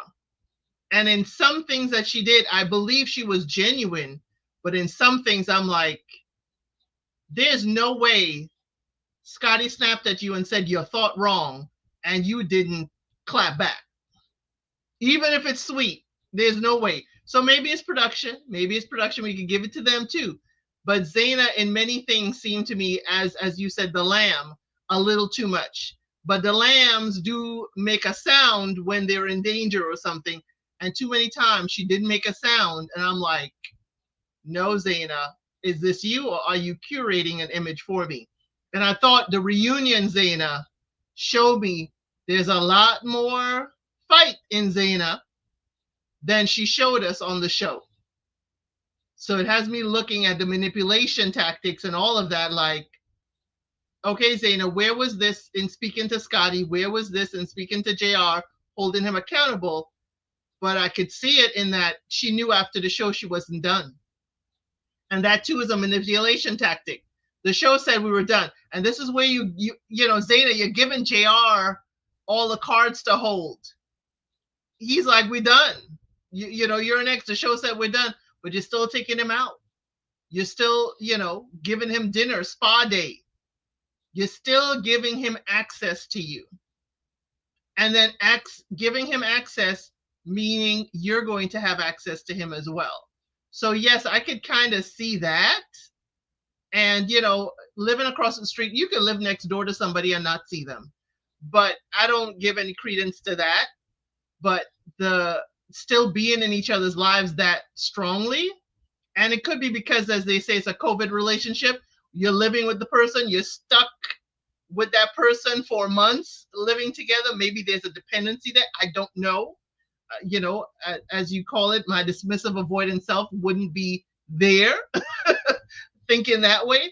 But I just see Zena as her manipulations are, I guess, for a benefit to be in a relationship, to be married, to grow. But it's subtle, it's slight, it's gentle. And if you blink, you may miss it. Absolutely. All right, let's shift it to someone else now. Let's shift it to Nick, because Nick obviously too was in that space of manipulation as well. Of course, I think we can all see a lot more with Nick in terms of his particular manipulation in that space. But before we go into it, for those of you who are watching, we've got 50 people in the room. Shout out to you guys. I really appreciate that. I really do. You know, I used to have like 8 people on the live, so to go to 50 is really impressive. So thank you so much, you know, as well. So anybody who's in the room, do me a massive favor. If you're in the room, like the live.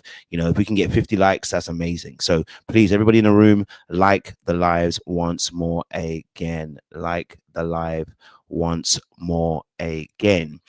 This is Dark Arts Podcast. If you see my face, as Elle said, and you're probably thinking you've seen us on other channels, yes, we are normally on a little black book. And Elle also has her channel as well. Elle said, if your channel it's called, my channel is my name, Elsid 932. Beautiful. So as you can see, Elsie's also got her channel name there down below on the screen as well. So make sure you guys follow El Cid as well. She does great breakdowns around reality TV as well. Make sure you're subbed to her channel. Okay, guys. We've got a few more people we've got to break down. Obviously, we've got Nick, we've got Sandy, and I think we've got Dave at the end as well. But before we go again into that again, please like the live, share, and subscribe. We're going to try to drop a live every week now on Dark Arts now, just so we can do a little some videos on manipulation and hopefully we can blend it with reality TV, you know, as well, because or pop culture in a sense, so that you guys can actually see the evidence of this and actually have a focal point rather than just having a conversation blindly about manipulation in that space as well. Okay, cool. Let's get on to Nick and his manipulation, because we saw him on the show crash out, as they say. Okay, Nick crashed out, as they say. Listen, you know, I know that Sandy sent him some "I miss you" text, my brother, and I know you heard a foot stomping. Okay, I know you heard the foot stomping ahead atop of you, but brother, you crashed out, and it didn't do you no favors. But there was some behaviors from Nick which we do need to discuss as well. Piece of paper. Her visceral reaction to me going to that movement, I saw how removed she was from me. I could just tell that was it. And then I begged and pleaded, please, let's figure this out. She agreed. And okay, so with Nick, Elsa, talk to me. What are we saying about Nick? Because I think it's quite interesting, right? I think in some aspects, aside of drinking, the crashing out, yeah. I think there's some scary manipulation with Nick as well. And I think it was around this comment that you made, I think last time, about the going to therapy, going to rehab. But I'll let you jump in. But what was your thoughts towards Nick in that space? For Nick, I think to be sympathetic to Nick, let's start there. I think his crashing out was scary for him, for us to watch. And I don't know how the show looked past that. I don't know how the producers saw that footage from overnight and see what Nick was up to and not get scared about it. Yes, he didn't do anything, sure, but there's no security. There was nothing stopping Nick from doing something excessive. So for that, Nick needed help that night. Even if it was a sounding board of someone to speak to, Nick needed help. Even if you want to say Nick needed a sitter to just sit and make sure he doesn't go back upstairs. Now, it is diabolical to put these people right above each other's head. It is diabolical. You could have had the whole floor or several floors. But again, if you know that your person is upstairs living with someone else, it will cause a reaction. For Nick, it was a very outward emotional reaction. Sometimes it's healthy to have an outward emotional reaction, but it gets destructive when you start doing negative stuff like Nick did. As he said, he was drinking at the time, and he went knocking on their door. Now, if JR or Sandy were different, or if it was a different person, that could have led down a road of physical destruction. Now, Nick crashing out, Nick and all of this, Nick's manipulation started with the ultimatum. We can start with everybody who gave the ultimatum. That's their manipulation. It starts with giving the ultimatum. So Nick also, when she came back, was trying to manipulate the entire relationship.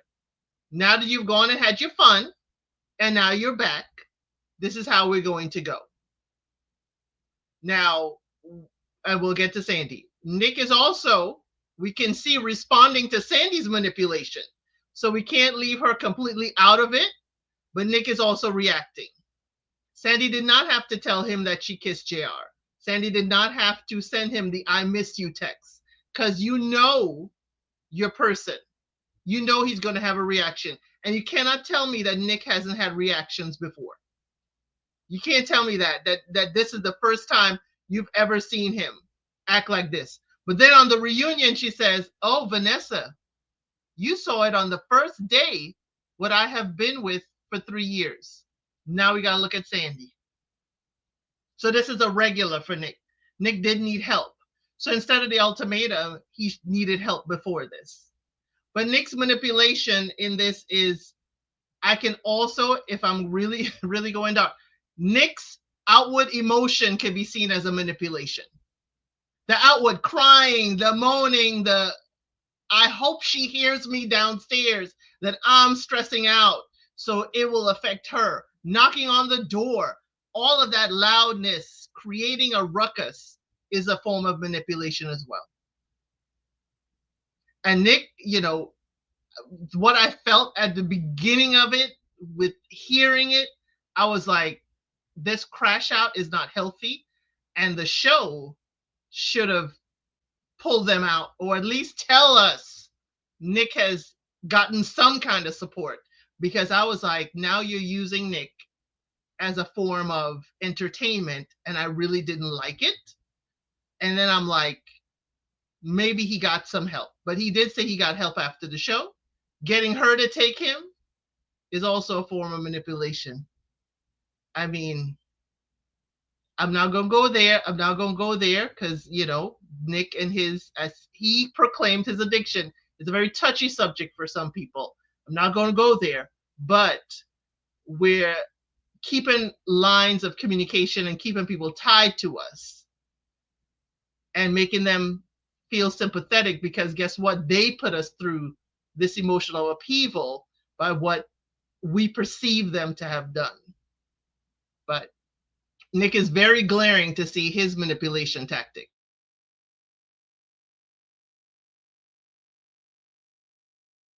Yeah, so yeah, I think with Nick, you know, I think his outward outbursts of emotions is where the manipulation actually kicks in. It forces the other person to have to respond in a particular way in order to calm the storm that he has going and raging inside of him.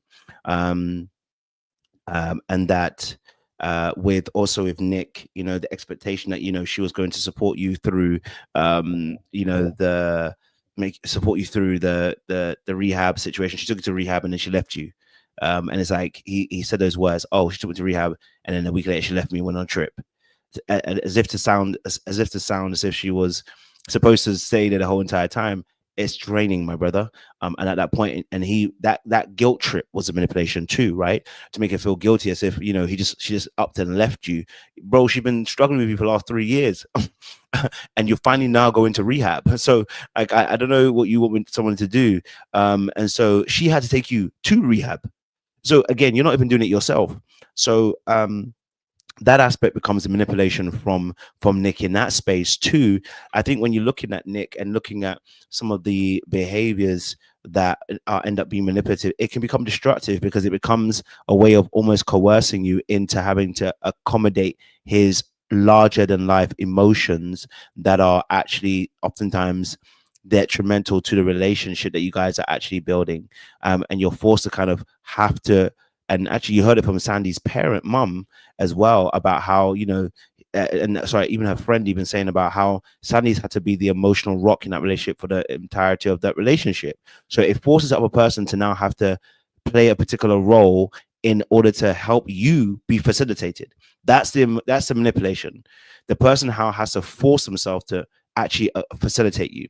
Now, of course, they have their own choice. They don't have to be in that relationship, but I'm just talking about the manipulation in that aspect that Nick elicits. And then there's, I think for me, that Nick does a woe is me tale a lot of times. Even on the reunion, it's a woe is me tale, and it's really not really accountability. It's more a woe is me. And it's like, feel sympathetic for me, feel sorry for me, you know, and I'd say it's that if, you know, maybe because we're black and he's white, but I say if he was a black man, we would have taught him a new one even again, because how you going to tell all this sympathy that you're looking for, bro, when you really are destructive of your behaviors? Like, no one's going to feel sympathetic for you, right?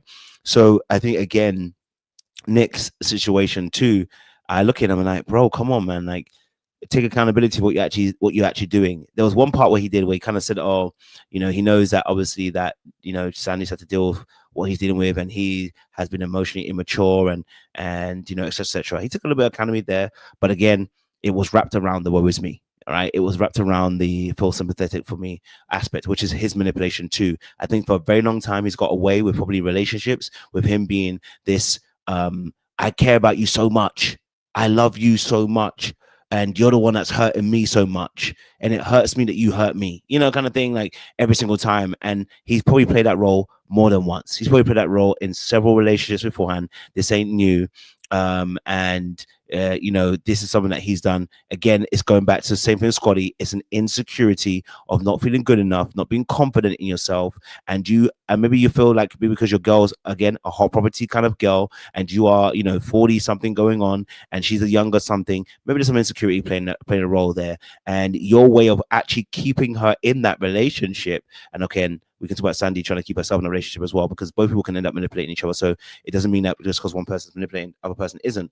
But, you know, your way of keeping her in a relationship was making her feel sorry for you, knowing that also she has that sympathetic bone in her trying to save your ass. You were going to use that for your advantage. That is also the manipulation too, where you know somebody wants to save you and you consistently do things like an addict, somebody who's like a drunkard or does drugs. They know that person will enable them. They know that person will come and save them. They know if they call that person, they're going to pick up that phone call and come and do what you wanted to do. And so in that space, there's manipulation on that side from Nick in that aspect as well. So yeah, for me, it was that particular part, because he knows he was not paying attention to that woman's needs. He knows he wasn't. But that's Nick for you as well. Any other thoughts on Nick, Elsid?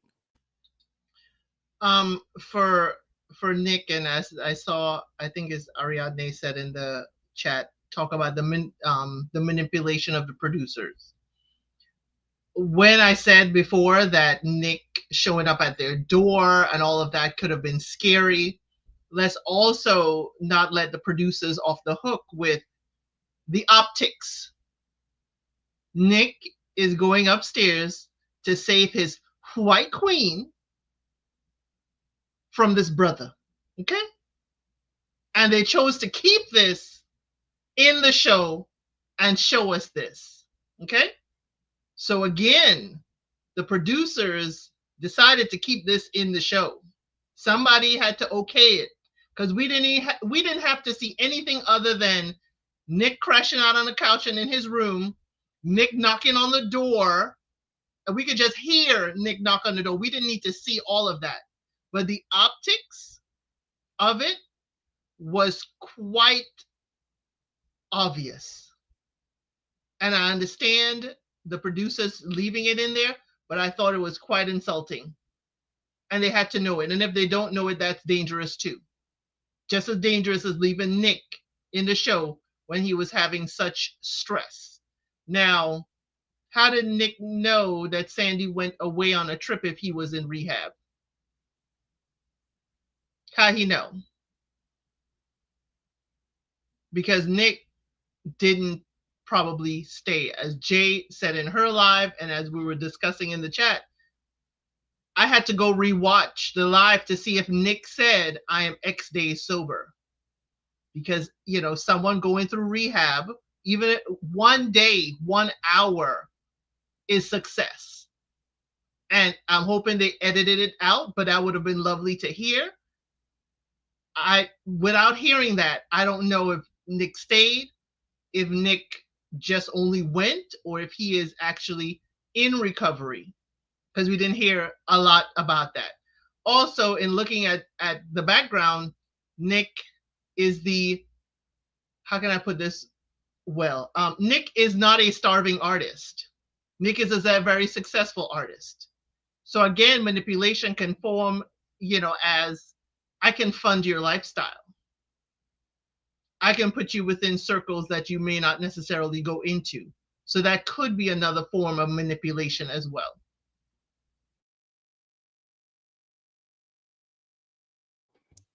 Absolutely. Absolutely. I definitely hear that.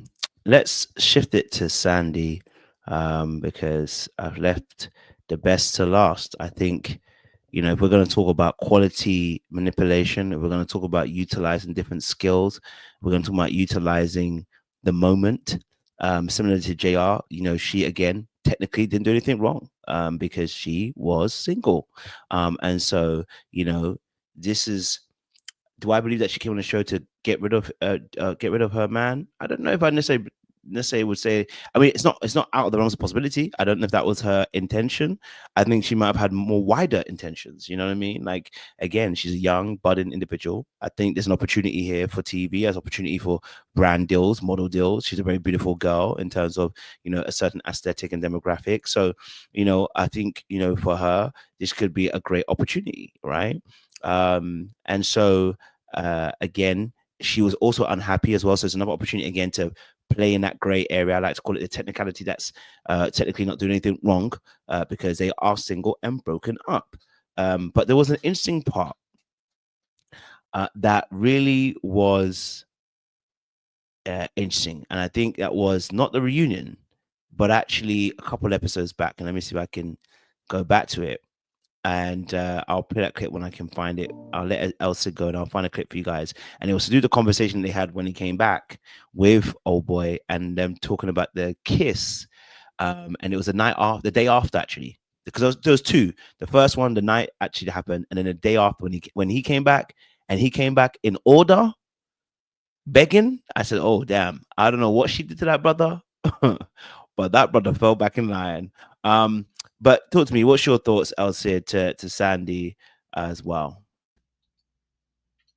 Sandy, I think we could kind of see her kind of manipulation tactic. As you said, she is quite a photogenic person for reality TV. I can see them utilizing her in her singleness for other shows they have on Netflix. So I can see that, like, I see, you know, she reminded me instantly when I saw her of, I believe it was Jessica from Love is Blind. And I could see her on a whole press reality tour docket. Sandy, I think just like JR, definitely did play in the gray. It's like, oh no, I'm his wife now. And she probably is kind of resentful of being brought to the show, not resentful of, you know, but that he's giving her an ultimatum. Sandy probably is like, I've been giving you an ultimatum to get your act together so we can stay in this relationship, but now you are giving me an ultimatum. Okay, I'm going to show you an ultimatum, and I'm going to show you better than I could tell you.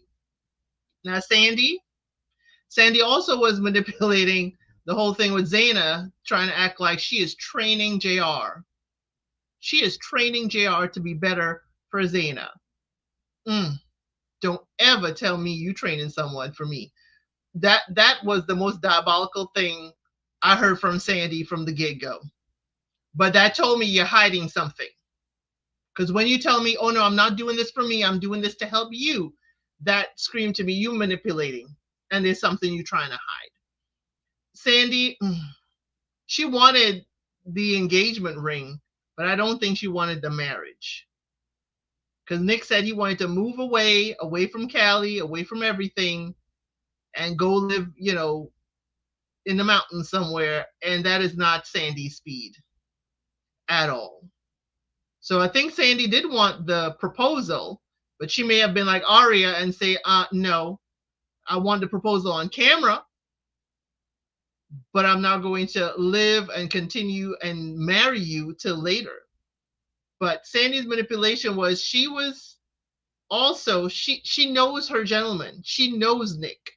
So even telling him they kissed, telling him these things, sending the I miss yous, then withholding when he wants to get back into the relationship and like, nah, we're not going to be where we were before, also elicits a reaction.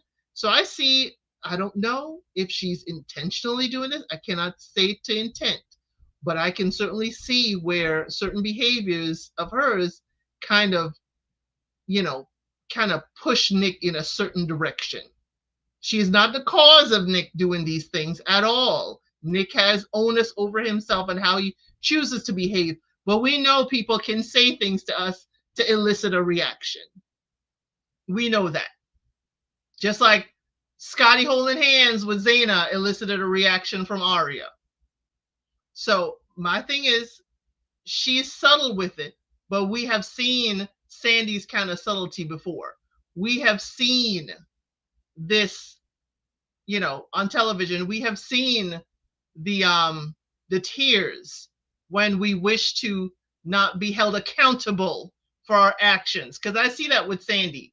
Sandy is quick to sniffle and cry to deflect the situation. Just like JR brought up, hey, somebody said a hall pass to deflect the conversation.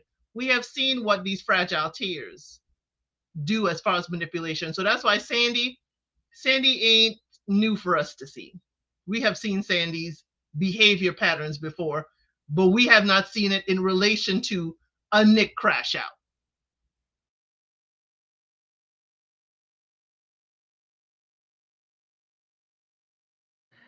And if I continue with any of these thoughts or behaviors, like I will walk away so you don't ever have to deal with it. I'm just so fucking sorry.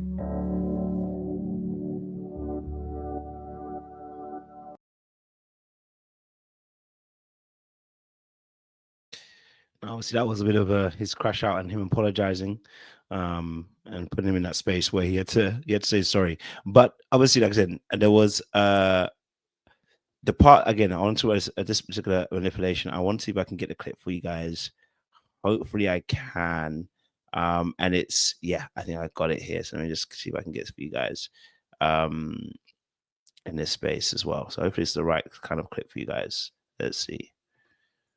In the first trial marriage, I think JR and I had a strong connection, honestly. So I think I'm just feeling those emotions and like allowing myself to have the space to process things. All come together. Okay. So this is the part where she actually said, and I didn't catch the whole thing, but just before she says those parts, she actually says about she's not going to be having sex. And that's when I knew. Her and JR. Nick's worst nightmare came into play. Okay, listen, the the manipulation in this space is that, this is maybe my personal experience of what I've witnessed with people that do step out, if you want to call it that, in a relationship, is that once, and I think it might be a little bit different for women and men depending on how they feel about what they're actually doing, right? But when Sandy said, I'm not going to be having sex with JR, it's like, I'm not going to be having two people that I'm intercoursing with, right? I'm gonna, and that usually is because, again, they're not even ready to, let's say, leave the relationship yet, but they want to create that distance. You know what I mean? Like, they don't want any questions to be questioning them, right? Because something has entered. So it's going to change components. And so, without me being crude, so it's like, so for that person also as well, there's a physical, there's an emotional aspect that hits when you connect to somebody on a physical, sexual level as well, right? And so the manipulation here is, I'm not gonna have sex with JR. I'm gonna kiss you. I'm gonna sit on your lap. I'm put my arms around you. I'm gonna do all of that, but you ain't gonna have the cookies no more. And that's nothing to do. She didn't make it like, like Nick did anything wrong. It's not because Nick crashed out. No, she said, because, I have all these emotions that are swirling within me right now. I said, sis, that's not the only thing that's swirling. And you know that. Okay. And I mean that in more ways than one. That is. So, I think with that, that space there with Nick, it's interesting because, she is very clever in understanding her position of how to play in that role, right? That when she took on what she did, when JR and came back, I think she wanted to stay in this relationship. I think she does, right? But the aspect, like you said, El said, is that she's not ready to settle down and move out to the country. She wants to still be in the city. I think she would probably consider it more if Nick was to stay hip and stay young with it and say, I would want to stay in the city with you. Then she might consider it a bit more. Do I believe she would settle? Not yet. I don't think she's ready to. I don't think she's ready to have a lock and chain and key just yet, right? Which is what maybe she feels that marriage is.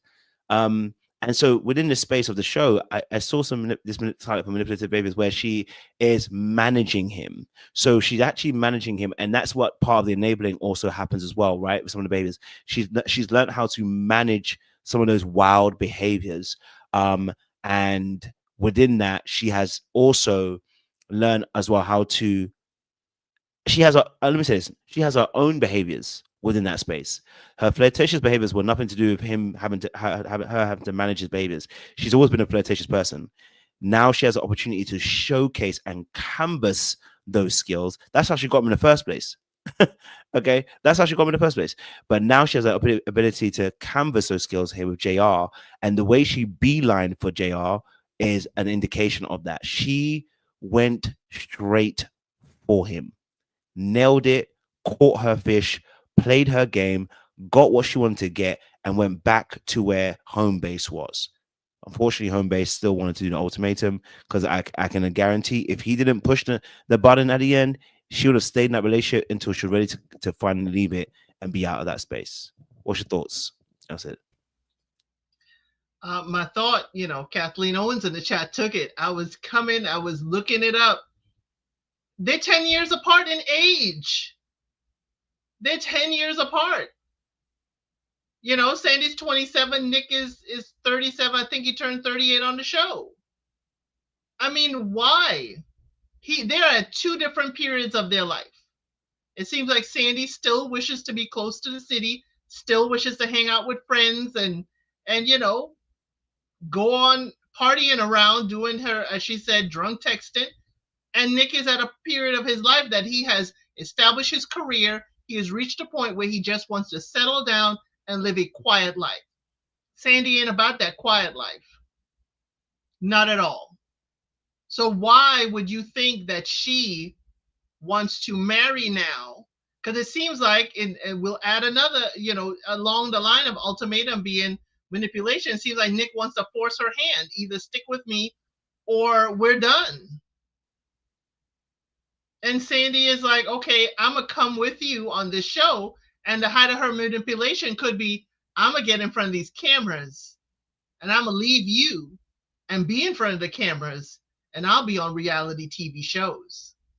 I won't need you anymore, and I will have myself an audience. And you would have opened me up to a whole new world of people. So that could be laid at Sandy's. It's like, oh, I'm going to come here, and I'm going to use it for what I need it for. But why would she want to? Why would she want to leave LA to go into the countryside with him, especially where we see Nick crashing out?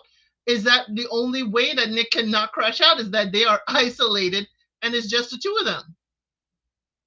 That is scary. But Sandy, I see Sandy as, she played a very good game. And I put it on my community wall that Sandy played a reverse Uno on them. When Sandy went right back to Nick that very night, hugging him and say, oh, I'm so happy to be right back with you. Oh, I was like, Sandy, I see you, girl. I see you. I'm see you. And you're going to play this game like he didn't crash out, like he didn't do all of those things. So then you weren't scared. And I said that before on your life. The way Sandy responded to him banging on the door wasn't the first time Nick has banged on the door looking for her. So again, Sandy, I'm sorry. Your manipulation tactics, we have seen it. It ain't new. It is not something we have not seen and experienced before, but it was interesting. I will say this with all due respect. It was interesting to see the manipulation tactic not used against us.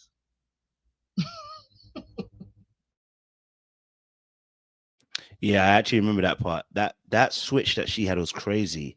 That they went back to just being, business as usual. You know what I mean? That she got back into that room, and as soon as they got back in the room, she's holding his back of his head. He's holding her. They're kissing at the door. I've missed you. They acting as if they did a wife swap. The sis was kissing another man, and you believe that she was also having sex with, and I mean that's something that we did discuss about Nick also playing that role too. You believe that she was cheating on you. You believe in the sense of her doing what she's doing, but you went straight into business as usual as well.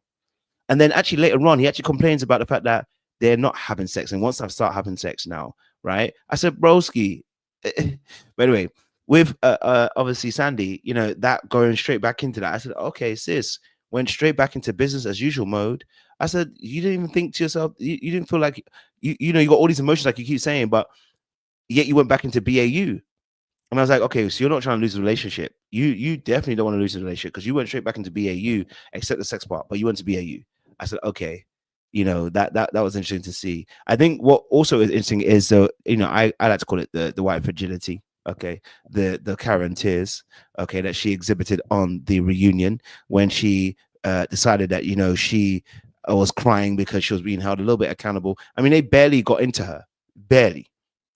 Because there's a lot more that could have been said, because like you said, she didn't need to reassure Zena.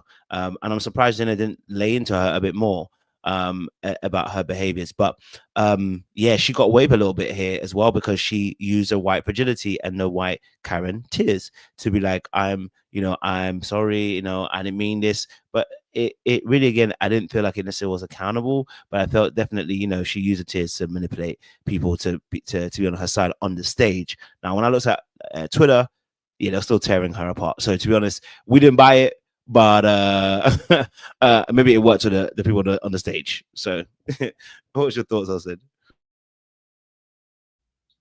Yeah, I thought that, yes, we saw Sandy as a good villain. Sandy was an A1 player. While we see a lot of the men, we have them on the roster for major manipulators. We did see Sandy. Sandy, you know, played a game that we have seen before. Folks, you know, in the chat, folks in the comments, you have seen a Sandy or Sandy's behavior before. The difference is we had not seen it displayed in her relationships with her gentleman. I would say that Sandy played a good game, even though they are slaughtering her in the comments. She has not done anything that would deter her from having brand deals and appearances anywhere. Sandy just needs to lay low for a while. Hey, Sandy could even pop up and do a fitness video with JR right about in 6 months. It would sell. I'm serious. So Sandy's manipulation was not just the show and on the show, it was to the audience as well. But she played a good game. She was an A1 player. I saw her coming. But to see how she manipulated Nick, and as you said, her switch, it was interesting to see. And I was like, whoa, okay. I think in that switch, I think what was scary with Sandy is we saw JR telling Zena, oh, yeah, I don't have any feelings. And we didn't believe him because he wasn't a believable liar. But in that switch, we saw Sandy. And when Sandy told Nick, baby, I'm so happy to be back with you, we were like, whoa. If we didn't know differently, we would not have caught that Sandy was playing the game as deeply as she did. Interestingly enough, though, she had her moment, though, because when she was in the bed crying over puffins, sis was deeper than she probably wanted to admit to Nick. You know, I don't think she ever was going to leave her relationship with JR, but she was crying over puffins, looking at her phone, and I said, there ain't no way. Puffins are not making you cry in a bed. You know what else did? That wasn't about puffins. That was to change Nick from thinking about JR and to bring his emotions over to commiserate with her. That was a deflection and manipulation tactic of a high order. You know Nick would commiserate like you miss Puffins. We don't know if Puffins is a cat, dog, or whatever, but Puffins made Nick stop questioning her or accusing her or wanting to get in the sheets with her because now I'm sad. So you can't even ask me to play in the sheets because I'm sad and I'm a little depressed. So Sandy was playing that deep emotion game. That, sorry, but we love that here in Dark Arts. Yeah, I wouldn't disagree at all. I definitely think that she did that to deflect from him too, because I personally think she was crying over JR. I won't gonna lie to you, or at least the connection that they had, you know, and the fact that also as well, when you are playing this game, what we have not maybe mentioned is that playing the game, you can get caught up in the midst of the game. There can be parts of you that can get caught up, and so sometimes you are actually trying to process what has happened. It's not always a clean exit from a situation. You're hoping for that as a person who's manipulating, but sometimes you can get a little bit caught up in that game because sometimes you're lying so good that you're not even sure what you're even feeling. You know what I mean? So you know, she definitely did that to kind of remove him, definitely to remove Nick from questioning her and also asking about sex as well, but definitely wasn't about no puffing. So that was I guess another manipulation from her, redirect from her as well. So you know, this was definitely something you know, to definitely something to get him, you know, off the books from asking. So I definitely agree that I don't disagree with that at all, to be honest, 100%. Any other thoughts on Sandy before we do Dave as the last one? Okay. Well, listen, if you guys have reached us with us, we're on our last leg of this live. I appreciate you guys for joining us as well. We've got one more person to do. We've got Dave to do. But before we do, make sure you guys are liking the live if you haven't done so already. Share, subscribe, and click on that bell button. This is Dark Arts channel, where we are talking about manipulations and exposing the game to you guys as well. So we do have real conversations around here as well. We've got one last person we're going to deal with. We're going to deal with Dave on the show because he was on the reunion. He came back. And you know, him and Vanessa obviously came back because they had their situation. But Dave was one of those people that was not on the show very long. We discussed his manipulation a little bit earlier on Little Black Book, actually, if you've watched it, but we haven't discussed on Dark Arts. Some of the manipulation aspect from Dave was quite intriguing as well. So I'll play a little clip and you can have a watch. And that is the clear next step. I just heard Dave said that a proposal might be coming soon. Yeah, so. But we aren't there yet, right? No proposals. He didn't take me ring shopping. Yeah, we've done things. You can come next time. He won't say it, but I don't will. need to be there. Yeah. You would ring shopping. Now, I found it intriguing that Dave didn't want to mention that he went ring shopping. I was like, why did you not want to? Why did you want to mention that? Right? You want to mention about the fact that she had a fart that you didn't want to talk about, which is stupid. But you don't want to mention that you went on a ring shopping. I said, Vanessa, you had to mention it. Oh, we're still in the same place. Maybe we're still in the same place as was before. He's still in control. He's still going to tell you what to do. He's still going to tell you the timeline, which ain't even there. Okay. But Dave was also somebody, I think if they're giving him more time, he might have been crashing out like Nick himself too, because he was starting to crash out. Okay. Now, obviously with Dave, the situation, you know, he was, his manipulation was in trying to get Vanessa to make a decision to leave, which by trying to make it her decision, which was actually his decision. So he was trying to get her to feel like this was her idea when it really wasn't. So what was your thoughts on Dave and his manipulation on that show? In the beginning of Dave, we saw him crashing out at the mixer. When he saw Vanessa and Nick kind of, you know, doing really great, you know, having a really great time, and he wanted to go. That was his first taste of seeing if Vanessa would leave with him. Then all of a sudden, when she said, oh no, I'm excited, I'm really, you know, want to look forward to the next step, Dave's tears dried up. You excited about what? He was using his emotions to move her, and it was not happening. So he was trying a different tactic. Dave took ring shopping and didn't buy a ring. I didn't hear they bought a ring. So in my recap, I said, he's telling you, look at all the wonderful candy in the store, but you can't have any until I think you're worthy to have them. So he's dangling something in front of her, the hope she wants to have a ring. So we'll take a few steps. So after a year, Vanessa, all we've done is ring shop. All we've done is ring shop. And Vanessa, the hostess, has to say, so I hear a proposal is coming soon. How soon? Guest Vanessa, how soon are you willing to wait? You waited the 3.5 years. Now here's another year and you still have no ring. What was the purpose of leaving early? What was the purpose of the ultimatum? Dave is still showing, one, he's in control. He's not listening to you. He's still going, yes, at his own pace, but it's definitely not giving you much of anything other than we've gone shopping. So if a period of time passes and there is still no ring, I would have to ask the guest, Vanessa, how long are you going to wait for Dave? As Zena just showed, hey, we have a limited fertility window. We are there. How long are you going to let Dave continue to be in your life without the proposal? And after so many years, I wouldn't want it because you're too indecisive. After so many years, you couldn't decide to have me. And Dave screams to me as the guy with Vanessa for 4, maybe 5 years, no proposal. And the next woman he's with, he gonna marry her within a year. That is what would cut deep. But I think Dave is just holding it over, holding it over her. Like, you want this ring, you will stay with me for this ring.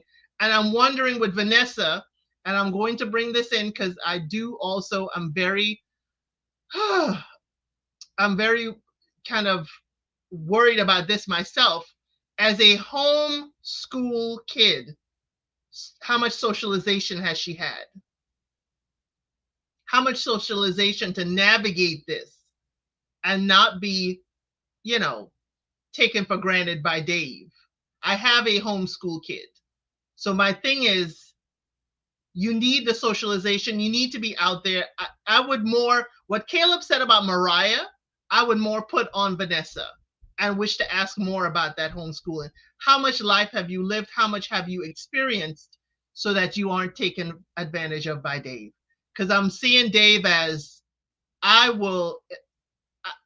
hate to say it like this, it's kind of like you're holding her favorite treat in front of her, but she has to be good and up to your standard, which I doubt Vanessa knows what the standard is, and she still doesn't know what the standard is, and you're pulling her along for a ride. And I'm just like, Vanessa, you got to hold to a firm deadline, like the show, or this could be your life with Dave, and still waiting for a ring, and we're going to be like the Titanic. It's been 84 years and still no ring. Yeah, and I think you're talking about, again, another manipulation tactic by Dave, which is that some men do this a lot as well, the postponing of a marriage, right? There's something that he's not sure about, right? When it comes to Vanessa, he's going to postpone that and then hold her in that suspension for time, and he may eventually do it, maybe in a decade or so, right, when he's finally tired, or he may also be the one where he, eventually quits. And like you said, he marries somebody else within a year. And men do this. Like I said, men are decisive. All right. So they make decisions. It is the lie that we've told people sometimes that, that man, no, he doesn't need the 4 years to understand. You've been in a relationship for how many years? And you're of age as well. Like, it's not like you're 20. You're of age. You've settled. You've got finances ready. Like, you don't want to, waste time in that space, right? Because you're decisive. And I think with Dave, his manipulation is that he holds Vanessa in a place of, I am better than you. And you are actually, and we saw this in the earlier season, like, are you sure you can get better than me? And it's like, the question is, Vanessa, do you believe you can get better than him? Because the way he's talking is as if he's the one that's the sliced bread. And to be honest, whilst I do believe that Vanessa left on her own volition, I also believe that when Dave was talking about, when she started telling Dave about some of the situation, I'm sure Dave was putting in 2 on 10. I'm sure Dave was like, this is not safe for you. This is not helpful for you. We don't know what he might do. Like, this is exactly why I didn't want to come on the show. This is why they don't vet people. He was probably putting 2 on 10 for her. And so in that space, it made, and again, going back to your point about being homeschooled, if also you haven't got your own, experiences in a very vast format where you have your own mind in a particular place, it can also be a case of listening to him and going, well, you know what he said is right. Like, I remember as a kid, like when your parents tell you something and then you experience it for yourself, you're like, damn, I probably should listen to them. I will listen. And that's the same thing here. It's like, but that can be a confirmational bias. And if it's done wrongly, a lot of us actually have generational patterns like that of generational bias, where our parents say, don't do this, it's bad. And then you go and do it, and it actually is bad, but actually it's just confirmational bias. Because actually, if you had put your hand to the plow, you'd have realized it would have worked. But so that can be something that happens as well. So I feel like with Dave, there's manipulation in that space, because I think he knows he's got his foot up on her. I think he knows he's got the one up on her because of her, and maybe her inexperience and the naivety in that space. And we saw that with the way that he argues with her, right? And this show was supposed to, and this is why I say sometimes a show can be a blessing, but sometimes a show doesn't go all the way through. Is why you need to learn a lesson, because had she gone through the whole experience, she might have got that. But unfortunately, her partner who she got, and we have to be fair, was unstable. Okay. So now that lesson that she could have learned, she's not going to learn. And so in that space, he has the cards and he's still holding the cards and he's dangling it like you said, and that's a manipulation too. Here's a golden carrot. You get a little bit closer, he pulls it away, he pulls it away, he pulls it away. Because why are we going ring shopping? Why are we not mentioning it? Number two, like you said, why haven't we purchased a ring? Number three, it's been a whole damn year. You said, Dave, you don't need the show to tell you what you need no more. You had accomplished what you need to accomplish within the first few days or first few weeks of being on that show when you hadn't changed over. So why is it that we're still in the same position a year later? We're not engaged. We're in ring shopping. And Vanessa, too, unfortunately, all smiling, all 32 teeth, we went ring shopping and not realizing that she's still being manipulated in this space. Yeah. Any last thoughts on Dave Elsid? Vanessa is 30, Dave is 34. Obviously, they started, I guess into their 20s, his early 30s. If Dave isn't ready by now, and again, we're going to give a caveat, many of these relationships started in COVID, so that's also a little star. But if he's taking you shopping, you're looking for everything. How long ago was that shopping? Because I'll be scared if that shopping was 6 months or even a year ago. Maybe he took us shopping. I'll be even more scary if he took us shopping right after they left the show. And here we are a year later, still no ring. So yeah, Dave can say, oh, I'm taking my time. I want to make sure everything's perfect. Things are never perfect. He knows she wants that ring. And Vanessa wants him as a husband. I need to know. I don't have to know, but I need to know. What is it, the qualities of Dave that she wants in a husband? Is it, safety, security, all of that stuff? Because it seems like he's hearing you, but he's not listening. And again, the ultimatum was to leave engaged or end things. And I'm sorry, he is still dragging you along with a hope of a proposal, which you are right back where you started and what got you to even consider the show The Ultimatum. So you've made no progress. Absolutely. And I think obviously just bringing the show to a close almost as well. This is, we like doing these things because I think it really helps us to identify manipulation in a lot of relationships that can go both ways. It doesn't have to always just be one person. And sometimes manipulation, like I said, it's not necessarily always a dark, nefarious thing. Sometimes manipulation is what we do to seduce one another as well. Okay. But we'll be back next week because we're going to definitely have another good topic again to decipher, dissect. This Trevor Hunter situation is popping off, and I think it'll be a great conversation to have around manipulation as well in terms of how that looks. But yeah, listen, there's a lot to discuss in the coming weeks, and so hope you guys are sticking with us. In fact, not even hope, you will be sticking with us. So make sure you guys are liking again, you are sharing, and you're subscribing to the channel. And again, if you want to follow Elsid, I said follow Elsid on her channel. Okay, her name is at the bottom of the screen, as you can see. I want you guys to follow her, subscribe to her channel. Like I said, when people come on this channel and they connect with me, I always want them to also have their thing. So I want you guys to follow them, support them the same way you support me, show love. And I know you guys have been, but the more the merrier is always the objective and the goal here, when we can build a really great community where people are able to have their own thing going and build their own ecosystem as well. So make sure you guys are liking, you're sharing, and you are subscribed to Dark Arts. We're going to be back with another live next week. I think it will be a Travis Hunter situation. Definitely want to dissect that. It's a big one. There's so much things coming out about that situation. Shoot, we should probably do the Isis Morales situation. More information is coming out about that situation, that she is a whole damn lie. Okay, that she is a whole damn lie as well. So yeah, we'll actually see. Might maybe do a combination of both of them. Actually, maybe do half and half because timing wise as well. So yeah, but look out for us next week. We'll be on a Friday, I believe, next week rather than the actually, no, Saturday might work actually, because I think on Friday nights when I'm in Ghana right now, it's not going to work. It's just not going to work. I'm going to be out. I'm going to be honest with you. I am not going to be inside. I'm going to be out. So I think next Saturday will be a good one to have during the day because I'm meant to be at a concert right now. But Ghana timing, they're going to be at least 5 hours late. So it works. All right, listen. So listen. Make sure you guys like again, share, subscribe. You are following El Cid on her channel as well, El Cid 932. Check out her channel for breakdowns of reality TV. We're gonna be back next week with another conversation about manipulation, and I'll also have Jay as well. So my bad, I was disorganized today, so I didn't plan it very well.